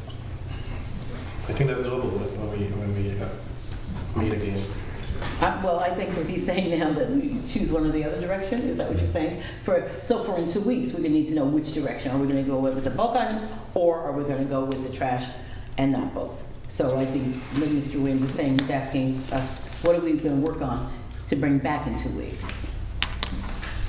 Well, we can work, I think we should work. Either or? Yes. Are we sticking with the 7 garbage bags, or are we going to 10, or are we saying, no, we don't need that? Or are we just gonna say, okay, let's do bulk trash? I'm saying bulk. Yes. So I think we just address both, in the next meeting. But council members would need to come prepared with whatever Yes. suggestions. I would ask, please, respectfully ask that we come with our recommendation, how we move forward with this, either for or against it. It's your option. Go ahead, please. Yeah, the public hearing on series of proposals. If there were dramatic changes in the council's position from what was put forth, would that trip the requirement for another public hearing? Because we had the public hearing. The whole idea of a public hearing is to get public input, which you all have gotten either through email or in person, etc. Based on those comments, you're having that discussion right here and how to address those concerns. So that's the whole idea of the public hearing, is to gather that information and then develop legislation based on those comments if you feel appropriate, which sounds like you're trying to do here. So it wouldn't, it would be within the same framework, because right now the council's talking about excess solid waste, and which are those large items, mattresses, etc., as well as the, for lack of a better term, benchmark solid waste, the garbage cans, 1, 2, 7, 10 7 or 10 garbage bags. That, as Mr. LaFond has indicated, that's up to you. It's based on your input you've gotten from folks. The proposed legislation does say plastic bags or cans. It gives the owner the option to have that either in a 45-gallon, up to a 45-gallon can, or X amount of bags. And then anything above that benchmark amount would be considered excess solid waste, which is the other discussion you're having right now, dealing with the amounts you want to charge for those bulk items. And I'm correct in saying we've talked about the 45-gallon can for MSW. It would also be equivalent of a 45-gallon can for recyclables. That, we can, that is, I think right now we're talking just on the cans. Oh, recyclables is free right now, so really, whatever they put out there for recyclables, some people use the small bin, some people use a bigger bin. Recyclables right now, we take whatever's in the can. As long as they have the sticker on it that it's defined as the recyclable, we take it. Some people use regular garbage cans, some people don't. But So that's not an issue. right, so I mean, if you had two 145-gallon can for MSW or up to, because some people may want just a 20-gallon can for the recyclables, that's fine, but up to 45-gallon for recyclables, as the mayor said. So there's two cans essentially, one is recycle and one is MSW. Mr. Chair, and for the council, the proposed legislation also deals with the dumping for individuals coming from out of town, dumping solid waste in front of houses. We're clearly making that illegal and also making that an unclassified misdemeanor. And also, the exception rate has to be increased to, what, $137?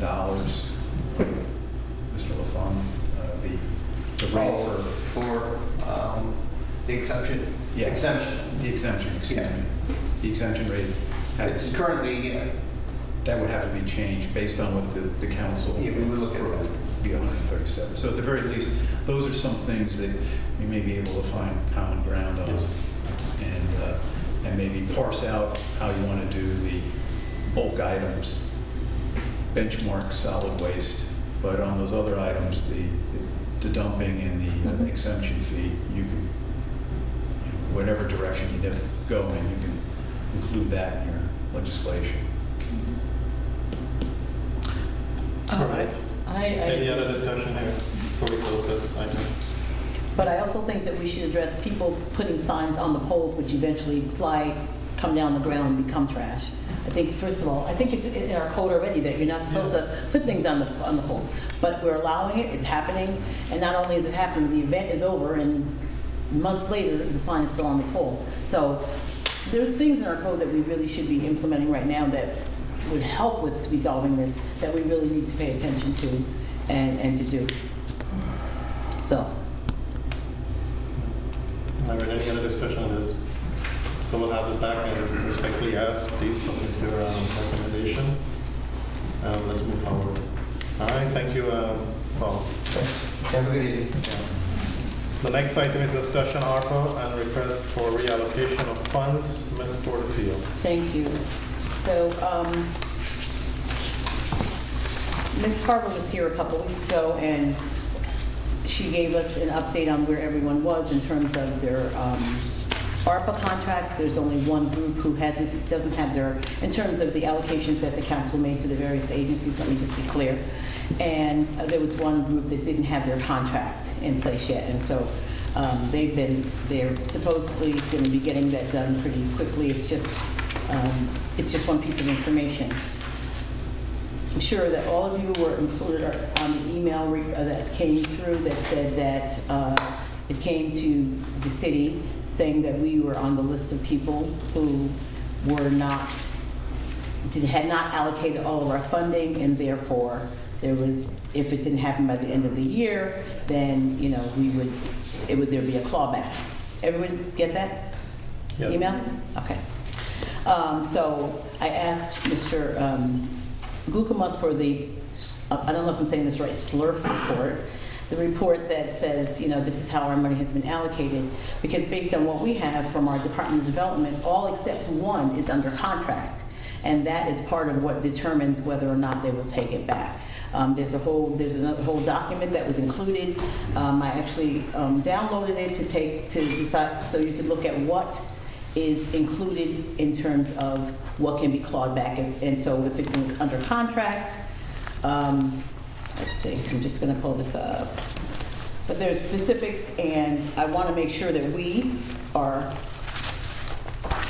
within that. But again, the allocations that the council made are all in contract except one, so that covers that. So my question really is, what is it that the Treasury is saying to us that we haven't reported that they feel like we haven't obligated our funds. That's a question for, actually for finance.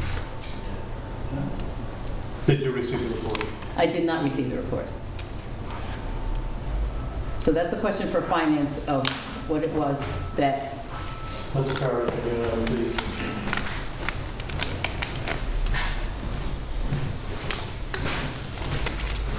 Council President, Council Mayor, we started doing the report today. It was over almost 200 pages long.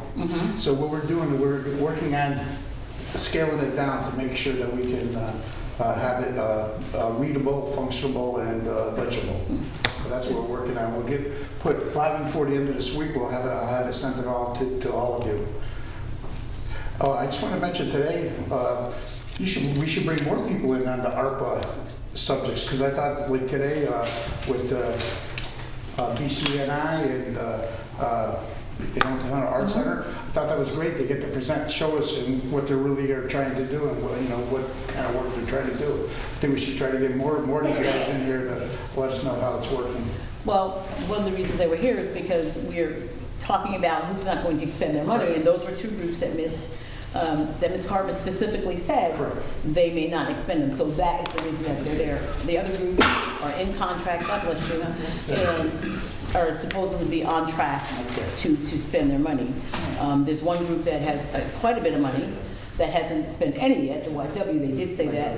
Yes, the YW. Electric City Co-op too is another one. I just go through and look at the numbers that I'm concerned with. I really don't know the background or the stuff of them, but I'm just saying that's stuff that we have to look at, that we've been talking with Alexandra about it too, and what her thoughts are. But she has been receiving reports back from all of them, and that's what we're trying to go with. So in terms of that, only one is out, is not within contract, so that would cover that. So, right. So we sent that to you today, right? Yes. Yep. So my question is, why does HUD say that if we have those contracts in place and that's being reported, where's the money that they say that we aren't spending? I got to look at that email. Maybe I have better wrong. I thought that was just a generic that they sent out to all the cities and communities to make sure that everybody's obligated. NICOM?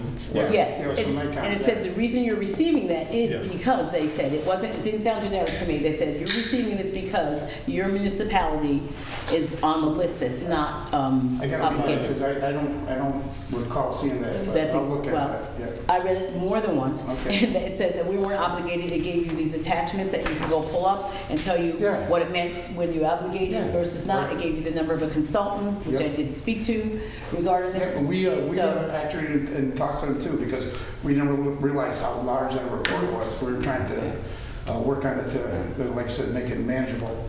Right. So I just want to know where we are. What money is it they say that we're not All right. I'm going to take obligated? I'm going to take a look at that email too, but I'm pretty sure we got everything obligated, ready to go. So we'll work on it. Like I said, we're working on it. We'll look at the report this week and make it manageable. And before the end of the week, we'll have it all before you. Okay. Ms. Michael, can you please resend that email? And I'm sure you sent it to everyone, but if you don't mind, please resend it and copy it. I have it. I just didn't read it that way. Because the email is very clear. I thought it was generic to all the... No, it was the reason why you're receiving it, because you're not in compliance. Because that came from NICOM, didn't come from SORF. It was a courtesy, it was kind of a courtesy. That's why I thought it was strange. It came from NICOM, but NICOM said they're hearing from Treasury that we are on the list of people whose money isn't obligated, not spent, but obligated, and then gave The you... email right now says may not have it. So it says we received this email. It is because we received word from the U.S. Treasury Department that you may not have yet obligated. Right. Well, when I called the consultant, she said there was a reason we're on their list. So, because we never received anything from the treasury. We never did. But could we know? Yeah, because I'm gonna let you know. We definitely don't want to be in a position. Now I'm even more concerned now. Well, I'm concerned. I don't want us to be in a position where there's a clawback and it's absolutely. talking about 6 short weeks. Absolutely. I got you. Okay, we'll work on it. We'll get it done. Thank you. Thank you. All right. Thank you. There is one other item regarding the ARPA funds. There's a group that I believe all of us got the email a while ago, and then Ms. Carver then resent it because I told them they need to speak with her, and that is the the Steinman's Park project And there's a group from the north side that's asking that some of that money be reallocated to a Carey Street Park. So I've asked Mr. Wallen to come and to explain to us, we allocated $500,000 and where we are with that money in terms of Stuyvesant Park project and what the end result will be. So Mr. Wallen?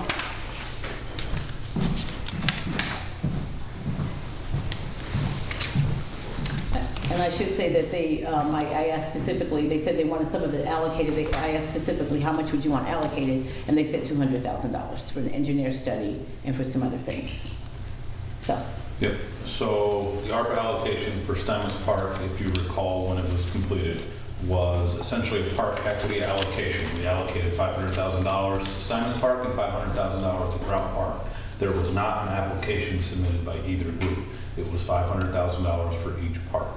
The group that is working on the $500,000 for Stuyvesant Park, their primary focus was on the repair and restoration of the wall, which surrounds the pond. That is, for the most part, complete.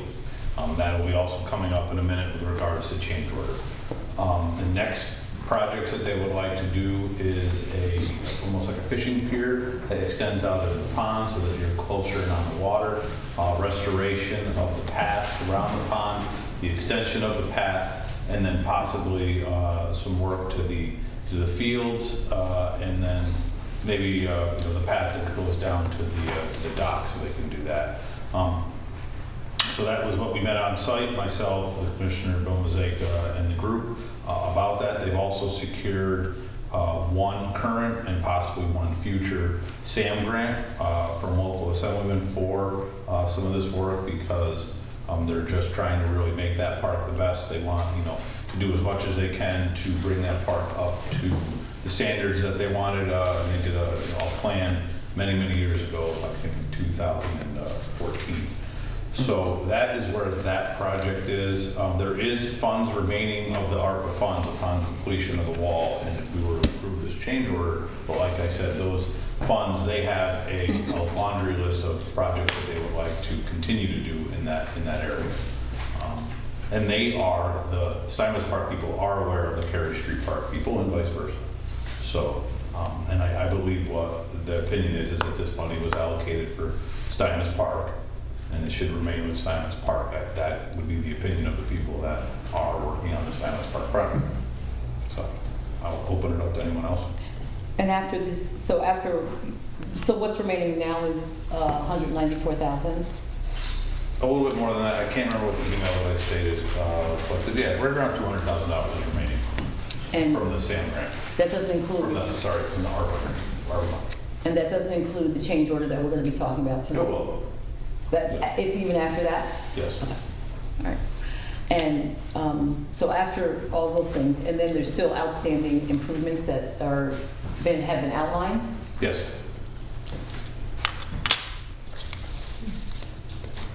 So I guess the bottom line question is, would all of that expend what's remaining? Yeah, I mean, and from my point of view, the most difficult part is trying to prioritize all of the projects that come across my desk. So there are priority projects that come across my desk that we work on, and then there are the parks projects. So each one of these projects is unique into itself, and I know that we have a deadline to spend it, but the creation of a fishing pier made of wood is different than the restoration of a wall, which was basically, even that wall, we did it multiple ways. Where we did some in-house and we did some here. So every project, especially when we get into these little ones, takes time. And then we have a lot of other work going on. So it is challenging because especially with this, we have a deadline to encumber. Yes, please. The allocation to Grout Park, what's been done there? Grout Park, no work yet because of the time of year, but we do have the plans all done and we are going to be bidding that probably the next couple of weeks, and that's going to be for the clearing and creation, and then we're elevating the existing cricket courts that are there, the cricket fields that are there. Very nice. And that will take the whole $500,000, Chris? We're going to use as much. Once again, it's very similar to Stuyvesant Park, is that they're anticipating using it all, and they're already working on trying to get more. because, they have a plan in their head where not only are they going to improve the fields, but by improving the fields, they want to have a playground. They want to have an area that they could, put, what was it, the porta johns for the bathroom that's fenced in and things like that. And they want, they want the amenities. They want to turn the facility into a facility that people want to come and play. And they do have a very good turnout. So there is a lot of demand and need in the city for things. So that's what we're here to manage that. Go ahead, please. Yeah, this is Mr. Middlebury. Finance. Go ahead, please. I thought at Steinmetz Park too, you didn't mention there's the basketball court. Yep. And it was to either restore that as a basketball court or combination basketball, tennis, pickleball, some other upgrade there, so that right now everything else is looking nice in the park, and it's kind of... They had mentioned that, yes. Oh. So the question for the council, because, they asked for us to, we considered reallocating, and there's not even enough, there's not even as much as they're asking for, or do we just continue to do the improvements in the park that was originally designated? That's really the question. Well, it's really his committee. Yeah, and, Mr. Wallen, thank you for the background. I know previously you talked about other budget lines within your department and the ability to seek assistance from outside agencies. Is there a hesitancy with using that pot? And if you're truly working with an ARPA project, having everything come out of that ARPA project, does that make sense? I'm just trying to figure, can we recreate you in any other way? Because you're not going to manage this yourself. Because I also heard that you're like, I'm only one person. No, I'm hoping to get some help in the near future and things like that. It's just these small projects are a challenge. This is especially when we're getting into something that is a wood frame dock that extends into a water, body of water. That's something that we've done a little bit of, but it's just a complex project. So we're going to hire an architect to do that one. It's just that the management, all of them, is challenging. When Paul and I were talking about having in-house do some of the paving. You have ADA compliance, where you put things. We're looking at adding a couple of parking areas off that you can park so that people are closer to where they want to have the dock. But I guess, there's a lot of people that send a lot of emails with a lot of requests. Mm-hmm. Trying to manage them and working with the mayor to try to manage my priorities was always a challenge. So, like you said, well, this is all going on with Steinmetz Park. I'm fully aware of the Cary Street Park requests that are going on. And they have a separate, request to make sure that goes on the way that they want, And then, every park does have their champions, so to speak, that want to do things. It's more that we just talked about Gravel Park. You haven't even put out the $500,000 and they're asking you about the next $400,000. So, it does present a challenge. So, Chris, after this wall project at Steinmetz, are there any other project in the pipeline here? Are there any other project after this wall project for Steinmetz Park? Yes. Yes. So that will utilize the... Yeah, that was what I was just talking about, the dock that goes into the water and the path and the other, yes. And that is needed there. Okay, is it needed? That is a very loaded question. Yes. It has been requested, and this funding is available. So this funding that was earmarked for the park was going to be used towards it. Now, is it needed? Is it a whole other question? That's not for me to say if it's needed or not. But this is what was requested. Leading up to that, because if there are projects there in the pipeline, then we should seriously consider. Why do we want to move the fund? We'll just continue the project there at Steinmetz, and then, as a body here, we can be able to say it's our park, so we maybe use capital funding. Go ahead, please.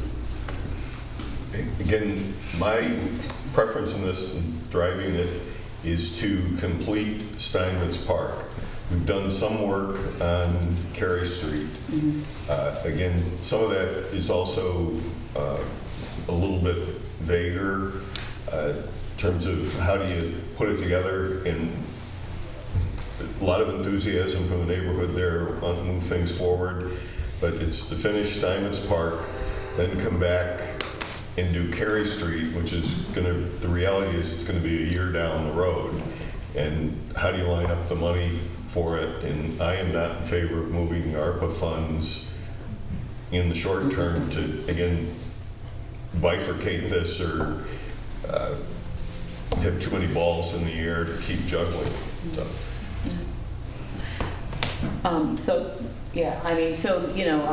I brought it forward, well, they talked about it when we were all at their meeting, you recall, and again, there was more follow-up, so the ask was to bring it before the council, so that is what I'm doing and getting the council's consensus in terms of what to do. I think I'm getting the feeling that to continue one park as opposed to trying to separate it, and then we have to deal with the fact that we would then have to be, it's a lot. We'd have to get a contract, we'd have to get a lot of things done. So, Mr. Farley? So yeah, I was just thinking, so initially, the money that was going to Steinman's Park, that was for Steinman's Park and to be used to beautify the park in any way that the committee said. So it wasn't like they were saying, we want to redo this wall, redid the wall, now there's money left over, and people are saying, hey, let's use this leftover money to put it here. I'm just trying to make sure. No, it was originally multiple things. It was never just one thing. There has always been a list of things. That's why they were seeking out additional funds through those other additional SAM grants, is because they, to the mayor's point, they want to have this park complete, and they're looking to get the park complete. Yeah, and to mention, I mean, if there are projects there in the pipeline, we should stay focused there and complete all the work that is there. And let's look at a way to fund Kerry Street. Let's not just, as the mayor mentioned, just not, we can't just hop all over the place and with small pocket of monies. And the outcome having to be favorable.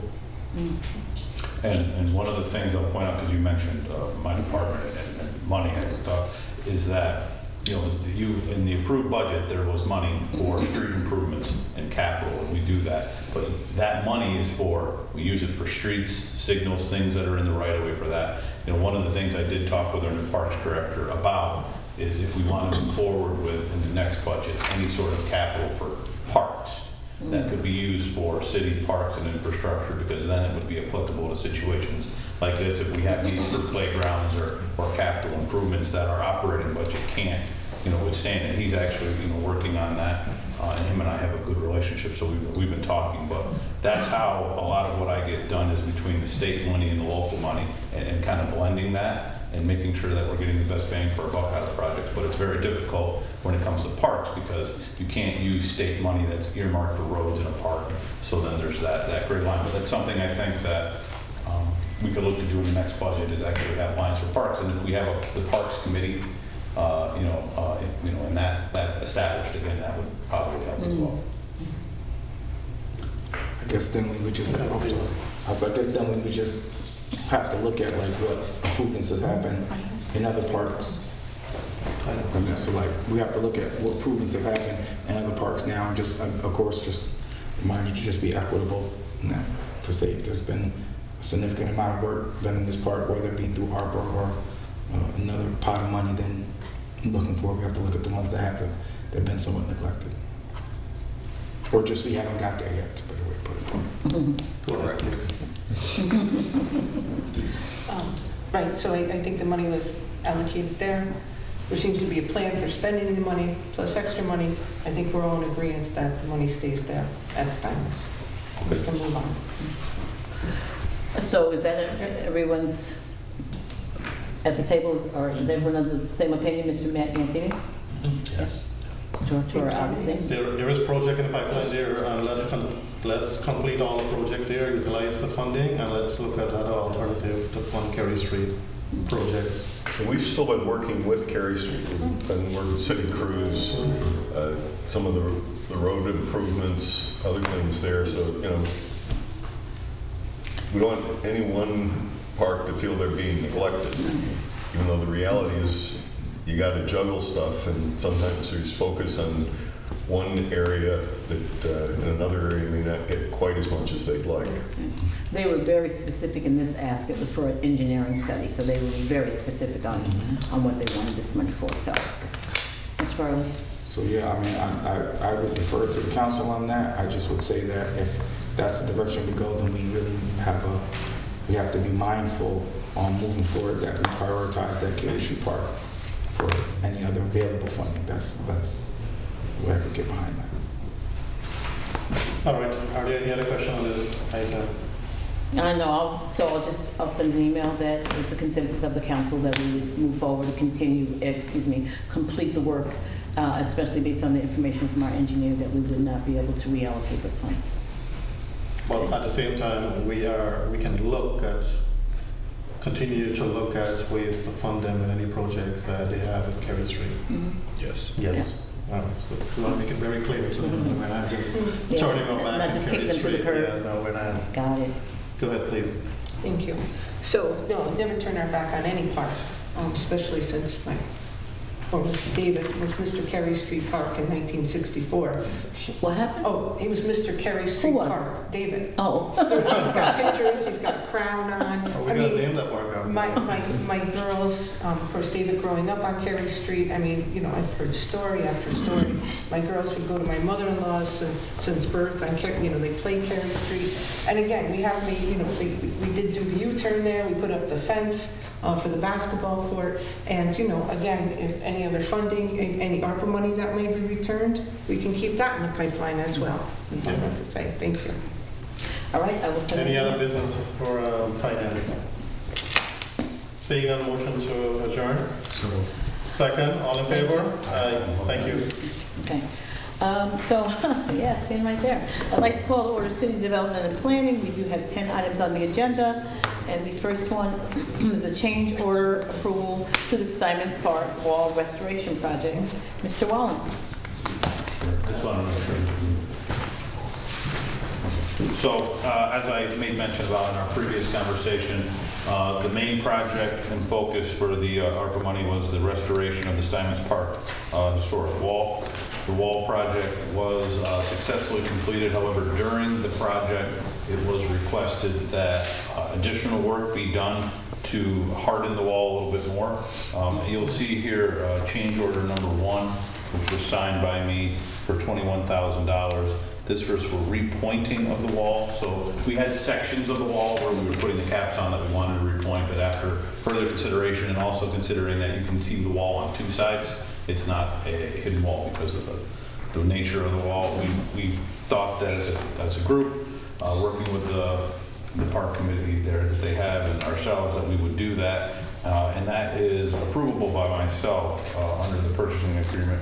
However, the next one, which is what we're talking about, change order 2, is what we ended up having was extra precast panels. There are these concrete panels. They're very nicely made by Trawango in the area. And the contractor showed us that every 40 feet of the wall, there is almost like a balustrade. So the wall is about knee high, and then there's a waist high section that comes up. And what they said was, we could take these excess caps, cut them in half, and put them on top, and we could have the caps of the balusters all the way down, so the entire wall is capped. That was something that wasn't requested originally because we thought that it would be cost prohibitive, but the project actually came in a little under what we were anticipating. And since we do have the funding in the ARPA budget, it was asked that we bring forward this change order to add caps to all of the balustrades. So once again, the wall has 2-foot by 4-foot caps running the length of it, and then every 40 to 50 feet there is a waist height baluster part that comes up, and we like to put caps on those 2-foot by 2-foot by taking our caps, cutting them in half, sealing them and parching. So that is the additional cost there, and because that adding of that cost will bring us over 25%, I need a resolution of support to do so. Are there any questions? Entertain a motion. So Second. All those in favor? Aye. The next item is a call for a public hearing authorizing the abandonment of Roger Hull Place. So Roger Holt Place, also known as Huron Street formerly, is a 1-block street between Park Place and Seward Place. It is 2-way, even though Park Place is 1-way.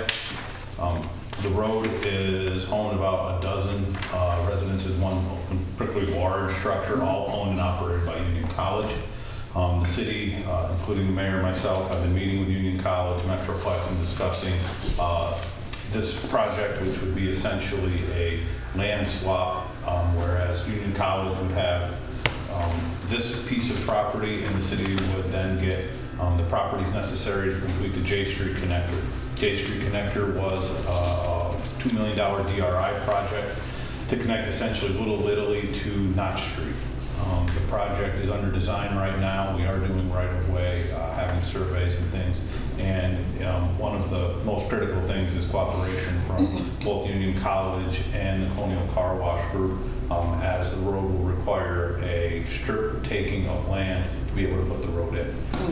So this is one of the things that we discussed with Union College, was that in lieu of some kind of fee and taking would be a this for that kind of deal for, I'm not an attorney, so I don't know what it would be. But they would like to make this road possibly into a pedestrian walkway. If you've ever been in the area, you know that this is essentially a connector between their campus center and their fields all the way to the main campus. There's a lot of pedestrian activity there. Mr. Mayor, would you like to say anything else about it? Or? I think Mr. Walton summarized it pretty good. Looking to really do a swap where we would give them control of Roger Hall Place, and then we would have the parcel on J Street that would allow the connector to be completed for the J Street extension and the criteria put forth in the DRI award. So you mentioned Colonial Car Wash, but how does that play into this? Could you be very specific about that? Some of it is just with the alignment of the road. Yep. There's a little bit of their It doesn't property. play anything. I'm just giving you a disclosure about what the properties are. Oh. So Union College is the primary. There may be even a way that we don't affect it. But because of the radius that we want, we might be nipping a corner. But we've talked with the owner, Dave Fusco of Colonial Car Wash, and he's supportive of it because of the amount of eyes and traffic and business that would bring to the corridor. So we've been talking with all parties, but the primary one is Union. Is this would cut right through their parking lot, adjacent to their athletic field, and then come out. Mr. Rivera?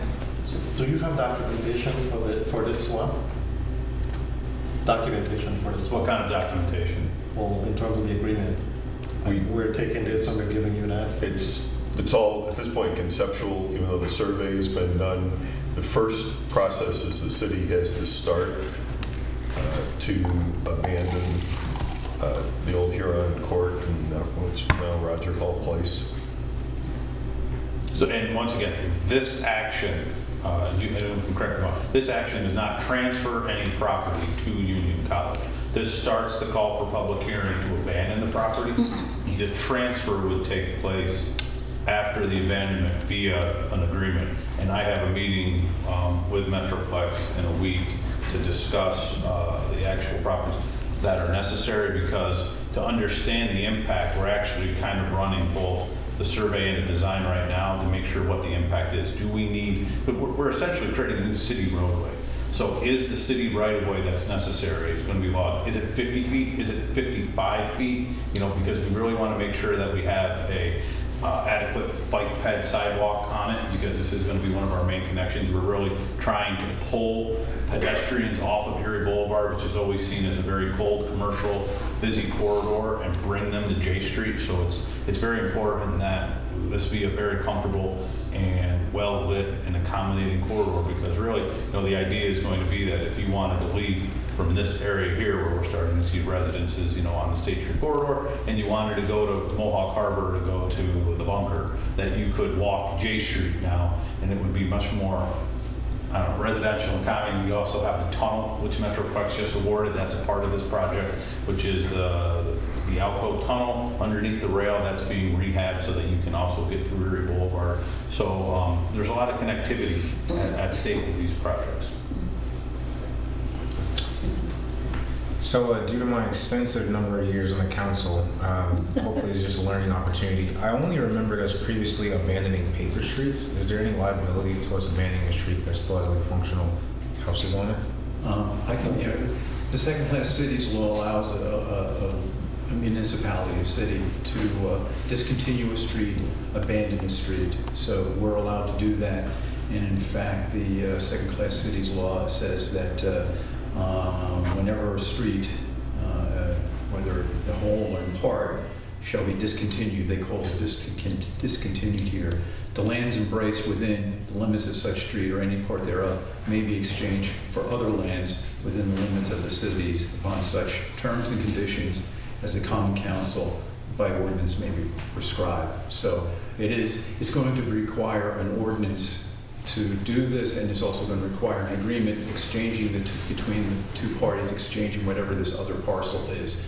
So dealing with liability, signing over the properties, both on the Union College side, if they're looking to exchange a piece of property for this. So it would become before you, and this is just the first part in the process of getting it. You have to, because it's an ordinance, you have to do the public hearing. So right now, the public hearing will be the abandonment of this or discontinuance of this street with the idea of exchanging property for Union College. Ma'am? And Councilman, to your point, for Roger Hall Place, the city will still maintain easements for water and sewer and fire access. Thank you. Mr. Toro? That was my question, fire access. So how would they just have it a pedestrian, like just a do not enter? Have they kind of, Yeah. how would they make it, they wouldn't put like those embankment things there? Well, I will work with the fire department on it. There's several ways that they could do it. I'm guessing it would be some sort of mountable curb if they were to do it, with bollards and possibly a chain. And typically when I've been working with the fire department, you have to understand is the fire department, nothing will get in the way of the fire department getting to their tasks, and they acknowledge that multiple times. So something like that you might see as a chain that would be a visual deterrent. The fire department cuts easily and routinely to get to where they need to go. I'm not saying that is what it is, but I know that, like, for instance, when Schenectady County was doing their library project, it was one of the first projects that I ever started on 13 years ago when they're doing the renovations. They put a chain link fence in front of the fire hydrant because it was there. And the fire, I brought the chief out and said, "Are we okay with this?" I said, "Okay." He goes, "That chain link fence is not going to stop us from getting to the hydrant." He goes, and it was just like, and they said they have the equipment where they just take it down. Now that's mean is you would have to have the appropriate clear space, and all that. But I think something as simple as that would be good instead of removable bollards and things that could take time. But we're going to have to explore. I mean, the things that happen all the time. I mean, if you were out to your point about closing things, J Street right here, pedestrian J, that was a vehicular road, and now it is a pedestrian way. So I think that's kind of in the guise of what they're thinking ultimately. But I also, in talking with them, they don't have a plan to close it immediately either. I don't know where this sits in their agenda. It's something that we're going to talk about, but we do know that it's something that they would like to see to make that better connection between the campuses. And what do we get in exchange? And what do we get in exchange? You said it's a swap. What do we get? The land for the J Street connector. The land. Yes. Okay. There's nothing here that kind of shows that today. No, because Yes, it is. There's something. that is Roger Hall Place. And we don't have the other, like I said, because we are. Because it has to start as an entirely separate action for the city to abandon the one section. If that didn't happen, we wouldn't finalize the abandonment. So that's kind of like, I know that there's going to be a change in administration pretty soon. So discussions now are having with the current administration, and could the change in administration impact, and I'm talking about at Union College, impact this whole plan? I don't know. I don't know when. It's not going to happen unless the city council starts this process by holding a hearing.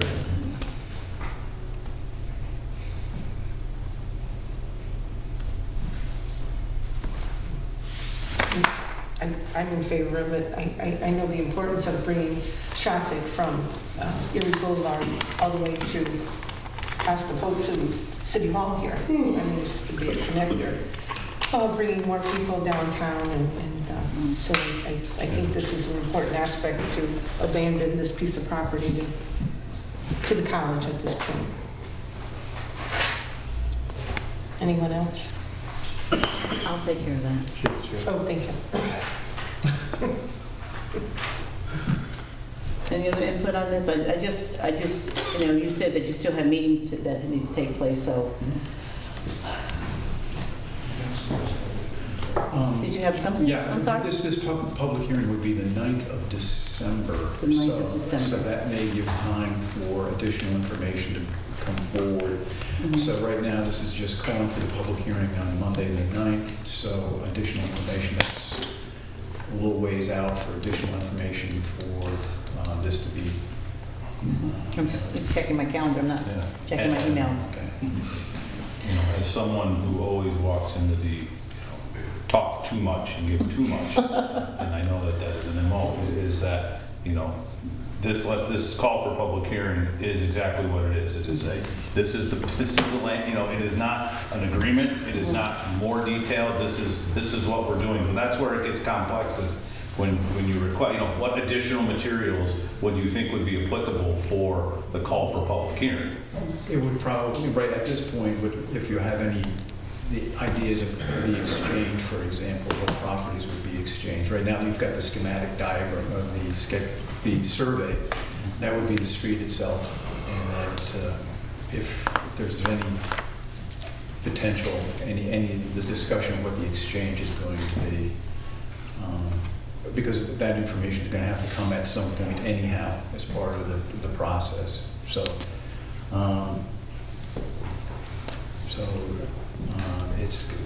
it has to be done by ordinance.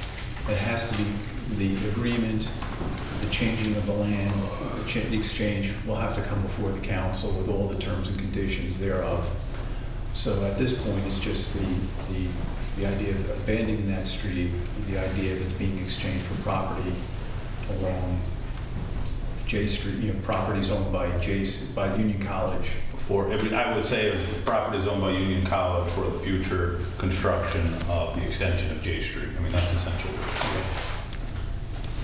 And just, you know, so everyone's aware too, is that this was through the DRI, which was a public process, which I believe President Harris was on the board of, so Union College was aware. You know, this was a supported, awarded, this was the project where when the governor came, he pointed to the, you know, 100-foot screen and property black box and said, this is what the DRI is about, connectivity and linking things together. And I think that Union as a whole is on board. I think they see the benefit of this. And I think it'll really transform the Little Italy in the downtown area, which is right now, you know, that dead end of South, where South Ave is not one of the best areas we have right now because of the dead end and some of the low traffic we have with high pedestrian, we have vagrancy, we have a lot of issues going on there. And this would really alleviate a lot of that.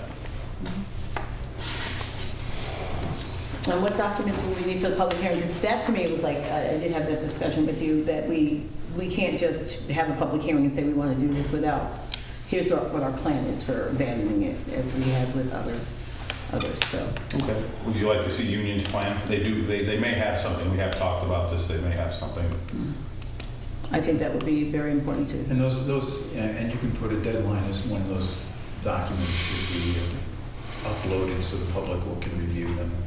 Okay. You know, usually a week beforehand. Yeah, that's what typically we've been doing a week beforehand in the clerk's office. Right. So a week beforehand. Right now, we've got the survey of the street right now. So any additional information could be uploaded by the 2nd. All right. Any other discussion on this? No. Mr. Mooneybear? No, I'm good. Okay. So, are you moving it? Yes. Okay. I'll second. All those in favor? Aye. Okay, just a reminder that there is a comprehensive plan meeting going on right now, which I'm going to try to get to the end of. I think, hopefully. yeah, like 8 minutes. 8 minutes. Thank you. Thank you very much for staying. Okay, next is a call for a public hearing to amend section 228. Sean, I have to go. Okay. Dash 19 of the Schenectady City Code regarding sidewalk repair/correction notices. Okay, Mr. O'Brien. Not Mr. Rush. Madam President, as you may all recall, a month or so ago, Mr. Wallen came before the council regarding a discussion regarding the sidewalks. That was supposed to be part of a piece of legislation that had earlier been had a public hearing on. Long story short, that didn't marry marry up with that piece of legislation. So now this is a standalone legislation. It's really, correcting the title from Public Works to City Engineer and recognizing the building inspector and their designees are the ones inspecting sidewalks. And as you recall, that the building inspector's office charges permit fees for sidewalks. So this is really just a piece of legislation to update things and have it reflect reality, both in job titles and responsibilities. Okay. So this is a public hearing, and then I think you have a copy of the ordinance. Yes, we do. before. Are there any questions, concerns? I'll move this. I'll second. All those in favor? Aye. The next item is to amend section 264-113 of the Schenectady City Code regarding zoning of cannabis establishments. Mr. O'Kane. Thank you, Madam President. Before you is a draft, a working draft of the proposed amendment. This was put together by myself as well as staff from the staff planners who can't be here tonight because they're over at the comprehensive plan, and also including the zoning officer. And it goes through the purpose and intent. This is built off of section 264-113 that you passed earlier this year regarding vape shops. And what this is doing is building off of that and creating 3 separate articles within that section. Article 1 will be the definitions, Article 2 is the vape shops, and Article 3 is the cannabis establishments. In here you'll see highlighted new definitions that were added to the existing definitions that were previously adopted earlier this year. Cannabis establishment, including but not limited to cannabis micro-businesses, cannabis on-site consumption sites, and cannabis retail dispensaries. And then with the other, then it goes on with hemp extract, micro-business, on-site consumption sites, and retail dispensaries. Those definitions are out of the state law, which defines those specific activities. And then we go on to, as I indicated, Section 3 of this proposed ordinance is creating Article 2. It's just for organizational purposes, which is the placement of hookah lounges, smoke or vape shops, which was dealt with earlier this year. And then we deal with Section 4, which is the location and signage of cannabis establishment and uses. Because cannabis is a controlled, sale of cannabis is controlled by the state. Presumption, you'll see in Section 1, is the sale of any cannabis or cannabinoid, etc. products fall within this chapter. So we're not getting into, if you recall, during the vape shops, 40% and X amount of the floor space.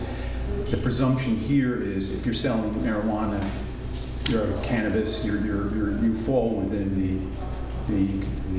requirements of state law and this article. And then we go into the location of cannabis establishments. And this shall be limited to, by right, to M1, M2, C4, and C5 districts. And by way of C4 and C5, C4 is the downtown area.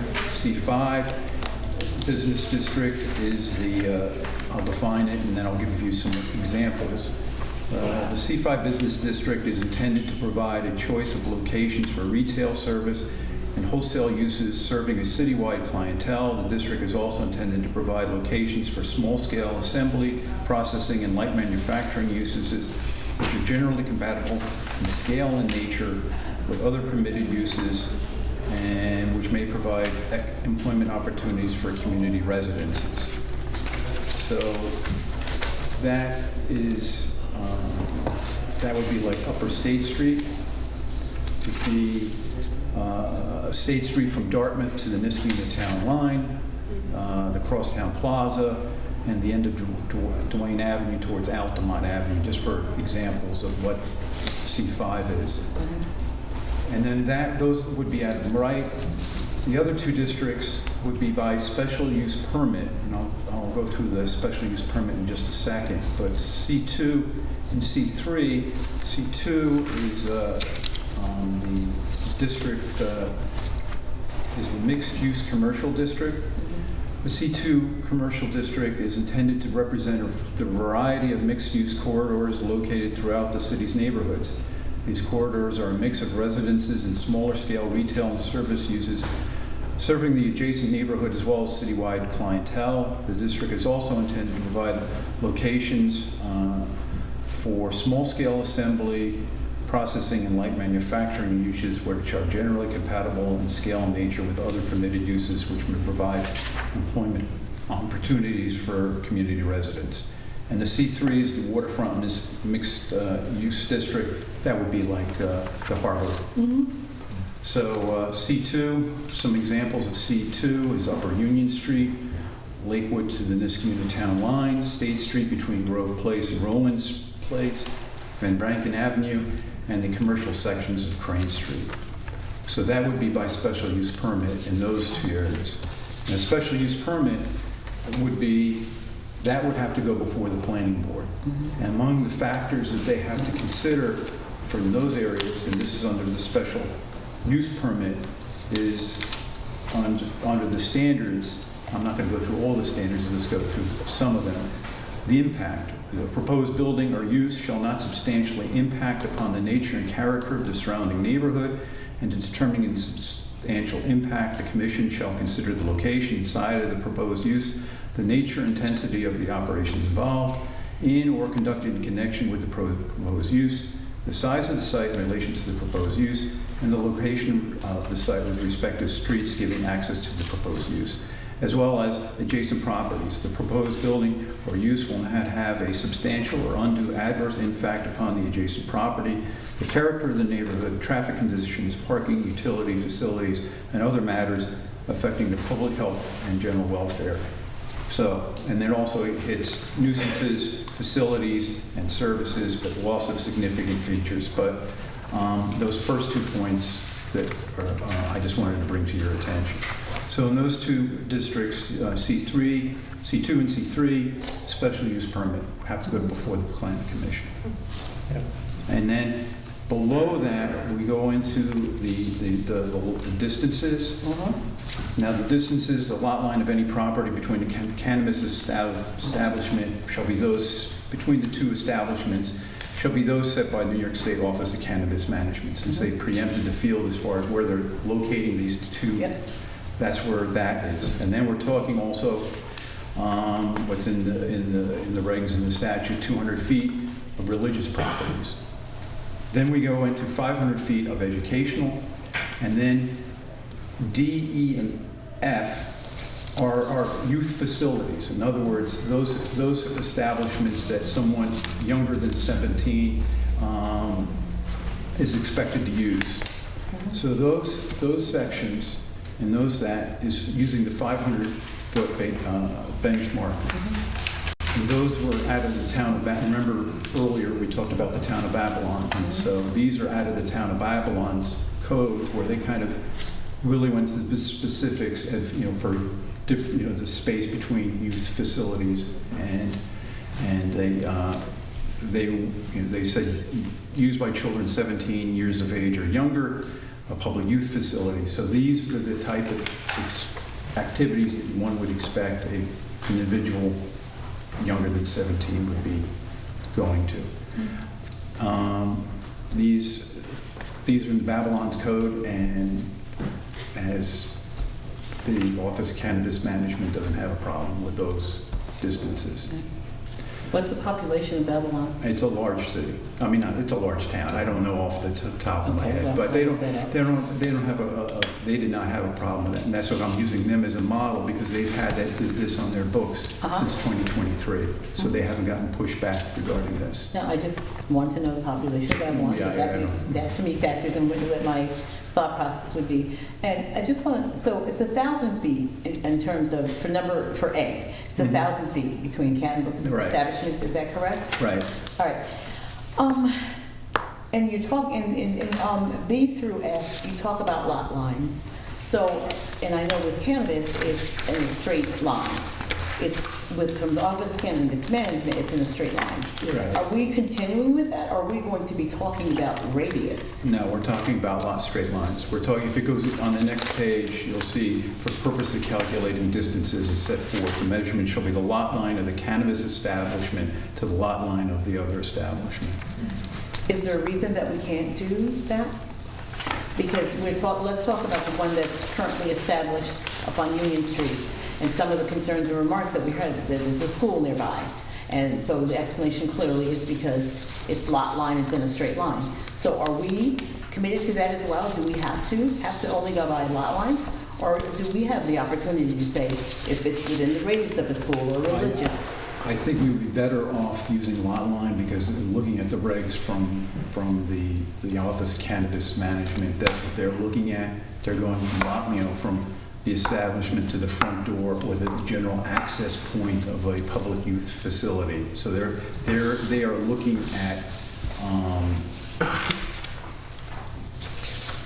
a narrower lot line to lot line. And looking at their regs, I think that, and this, once again, this is out of the definition, the lot line is out of the Babylon's lot line. So I feel comfortable with that. And then looking at the regs and how Office of Cannabis Management is looking at lot lines, I think we should stay with that. But because we don't have, when we're talking about the other, the vape shops, we're talking about radius, we've got more latitude and that, because it's. So my question again is, must we follow lot lines first of all? And so you've talked about that with the cannabis management, but they're also saying 1,000 feet, and we're saying in some cases 200 feet, in other cases 500 feet. So there's a difference that what the Office of Cannabis Management is putting out there and what we're talking about based on Babylon. So we're not necessarily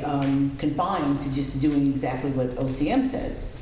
So, well, I just think that, the lot line is defined is probably the best way to go. I think that based on what Babylon has done, and since they've been doing this for a few years and haven't gotten pushback from the Office of Cannabis Management regarding that, and secondly, how I'm reading the regs regarding parcel to parcel, I think that the best way to go would be that, the property line to property line. well, I think there's other things we should take into consideration, like how many youth facilities do they have? How many schools do they have? How many daycares do they have? All of those things we have.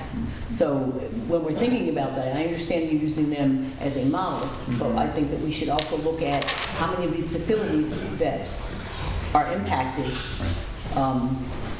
do we have in our city versus the city that we're modeling ourselves after. I think we really should take a look at that. At this point, Madam Chair, what I suggest is maybe, since we're dealing with a working draft pursuant to the city code, the City Development and Planning Committee can then refer this to the City Planning Commission, and then what you can do tonight is refer it to the City Planning and Development, City Planning Commission, and have them, review it, put their inputs in it, and then we can revisit it again regarding those concerns. This way, in mid-December, or mid to late December, we can have a further discussion. This way, I just want to get this, I'm just moving this along and also making sure that the City Planning Commission has input as well. So when you make a decision, you're getting as much information as possible. This is not holding you to this amount at all. It's just a working draft. Yes, Mr. Toro? And thank you. Mr. O'Brien, so lot line, just take Upper Union Street, for example. House school behind there, because that really bothers me as well. What would it be to the corner and then down? I mean, other than a lot line, how would you? Radius. Radius, like the whole circle? Is that what it would be in there? Because the Office of Cannabis Management has a lot line, I agree that maybe we shouldn't. And I did see that Dance Me and their studios, they did purchase property, and they're all moving from the legal, rightfully so, small business. But again, I just want to make sure that everyone's satisfied moving forward. From what we've gotten is from the city clerk on the ones that are up and coming, I don't see too many issues with what's been presented to us already. But again, you know, I do like how Babylon has now included, you know, any youth organization 17 and under. I think that's extremely important. But just wondering, so that we don't get something close to Central Park School. There's not, that wouldn't be an area up there. What other school? Oh, Gilderland Avenue might be a C2 or 3 or something up there. I just want to make sure that we don't have anything up there as well. So, could we put in there radius? I'm just looking at I'm looking at the regulations here, and you know, are to be taken in a straight line from the center of the nearest entrance of the premise licensed as an operating retail dispensary to the center of the nearest entrance of the building occupied exclusively as a house of worship. So they're very, that's how that from where? That's the regulations of Office of Cannabis Management. However, I thought that we could do our own zoning as well. Yes, So but within limit, you know, but we can't, we have to, we're indicating where we're putting it. We're indicating, you know, certain requirements, especially in certain districts if there's a special use permit. And then we're also putting distance requirements between certain activities. So we do have the ability to do it, but we can't go too far to the point of that the Office of Cannabis Management would get involved in saying that our law is too restrictive. So it's good that we're doing it.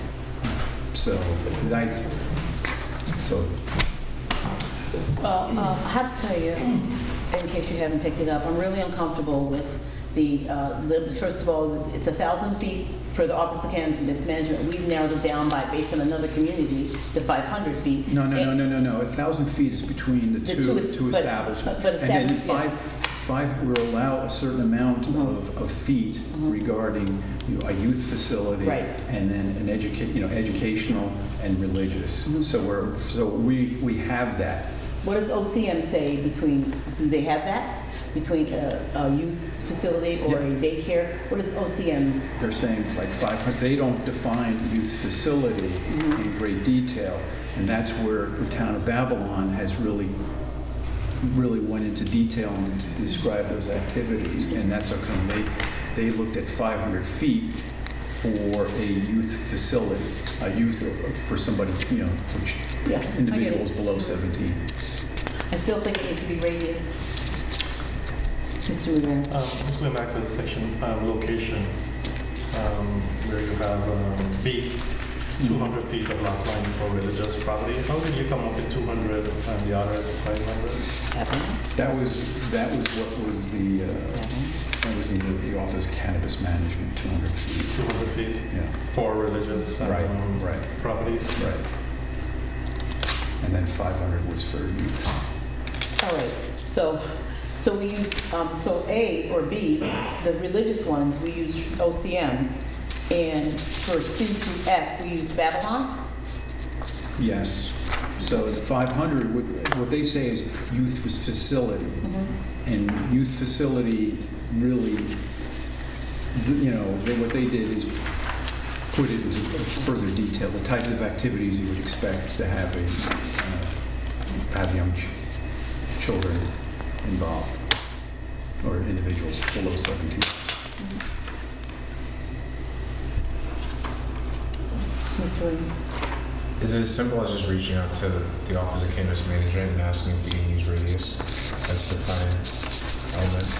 That way, if we can't, we can always have a discussion with them. I feel like that would at least put to rest whether that's an option or not. That would certainly satisfy. If I would like for that question to be asked.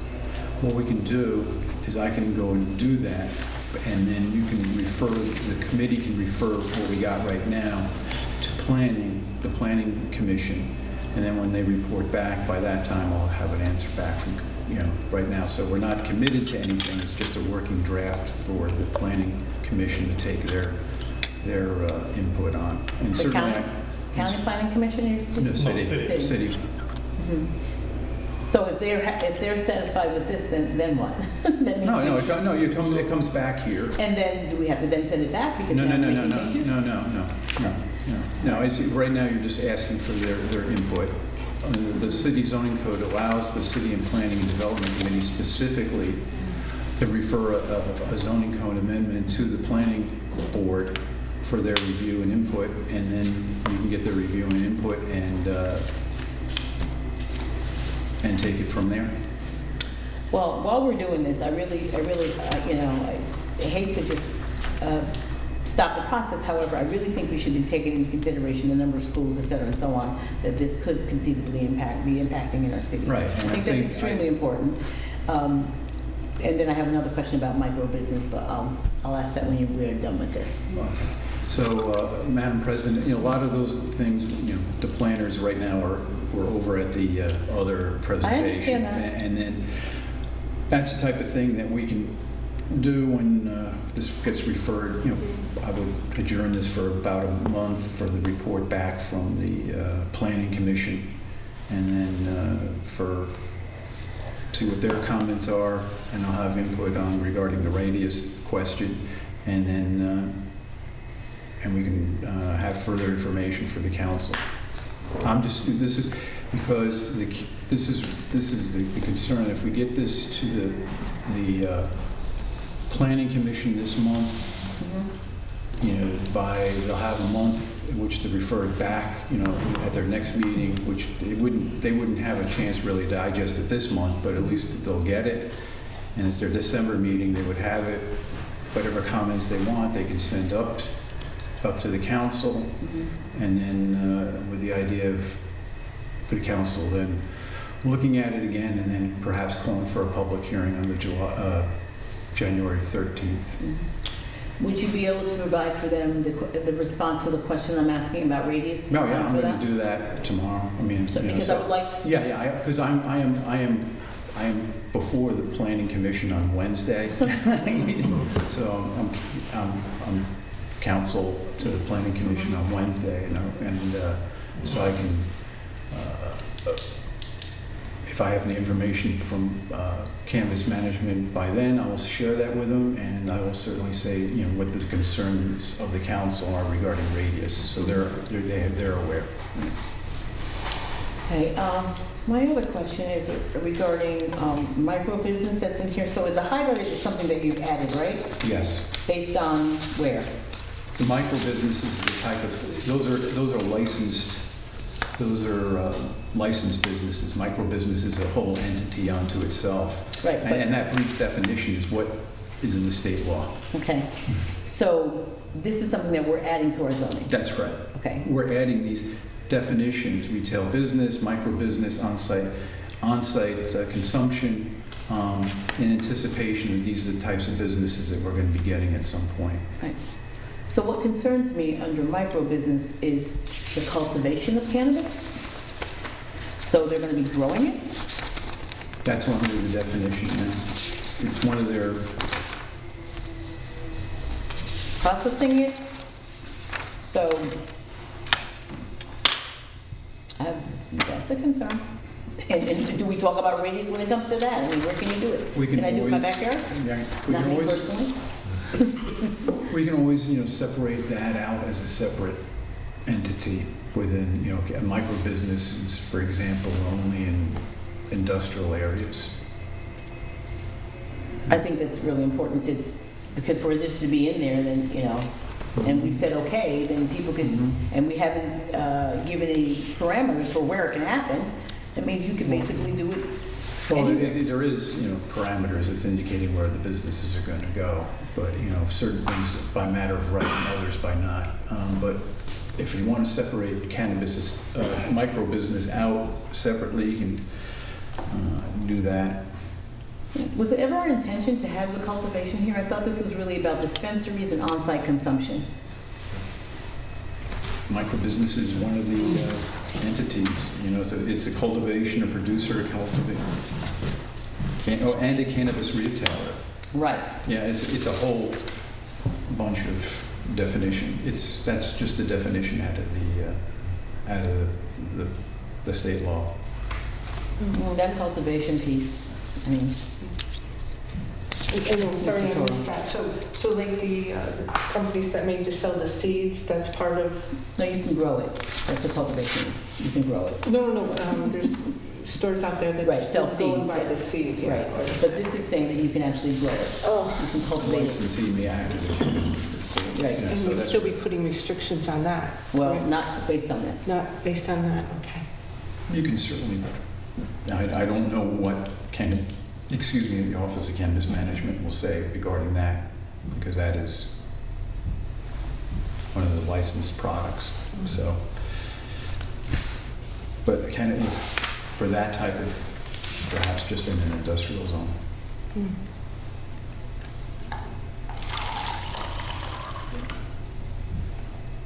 It's a big topic for workforce development, not employment. I think it's a slippery slope. I've seen a lot of fires and training done, developing the workforce. Yeah, I get it. I'm just going, where do we cultivate this? That's, you know, if we're talking about where people can go buy, but you can just pretty much grow it anywhere without us saying where, that's another concern. And again, I thought I understand that the Office of Cannabis Management has this out there. Are we required to have it? Because again, when this came before, the understanding before this council was that it was retail establishments to sell and also on-site consumption.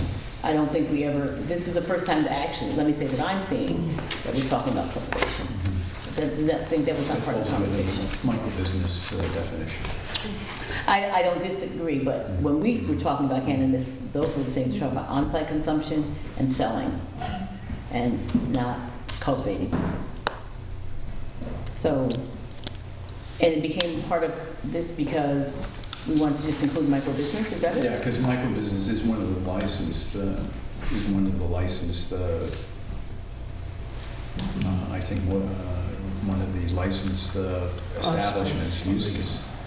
And that's how come it's in there just along with, we don't have any on-site consumption request yet, but, Right, you know, but we we want to could. get it, yeah, right, we could, and that's the idea of also putting the micro-business in there, we could, so. What did we opt into? Does it, the document that we opted in, the city of Schenectady, does it outline what we opted in for? We opted into having cannabis sold in the city. Sold, right, and on-site consumption, that's why I'm saying, What I can do is, well, let me I gotta talk to them regarding the radius question. I'll see if I can get clarification on that micro-business, Right. especially with cultivation. Right. And can if you could forward me a copy, I'm sure it's in the law department, of what we opted in for when we said yes. Probably that piece of legislation. Yeah, Is the resolution that we passed? It was a resolution. So we could just, then I can get the resolution. Okay. I want to make sure that what we're doing here is what we said that we're willing to do, and not going beyond that. Right.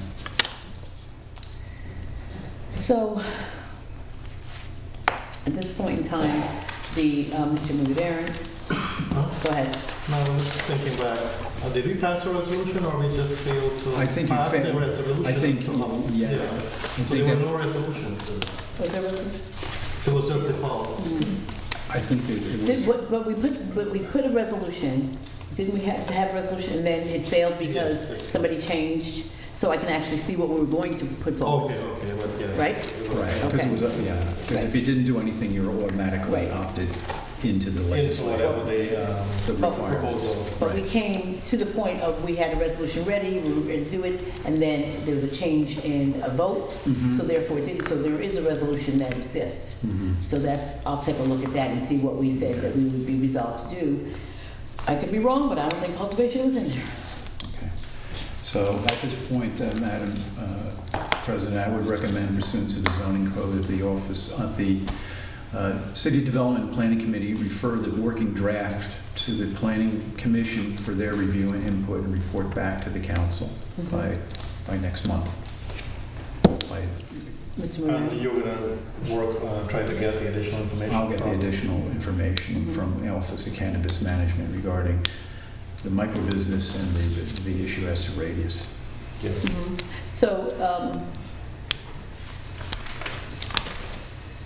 So I'm considering here, so I'll just ask you, would it be appropriate for me to actually send a letter to the planning commission outlining my concerns, or is that just something you're going to bring back to us? Because I have some very strong concerns. No, I can, I'm sure that, you can put those concerns in writing, or I will certainly express those concerns to the commission.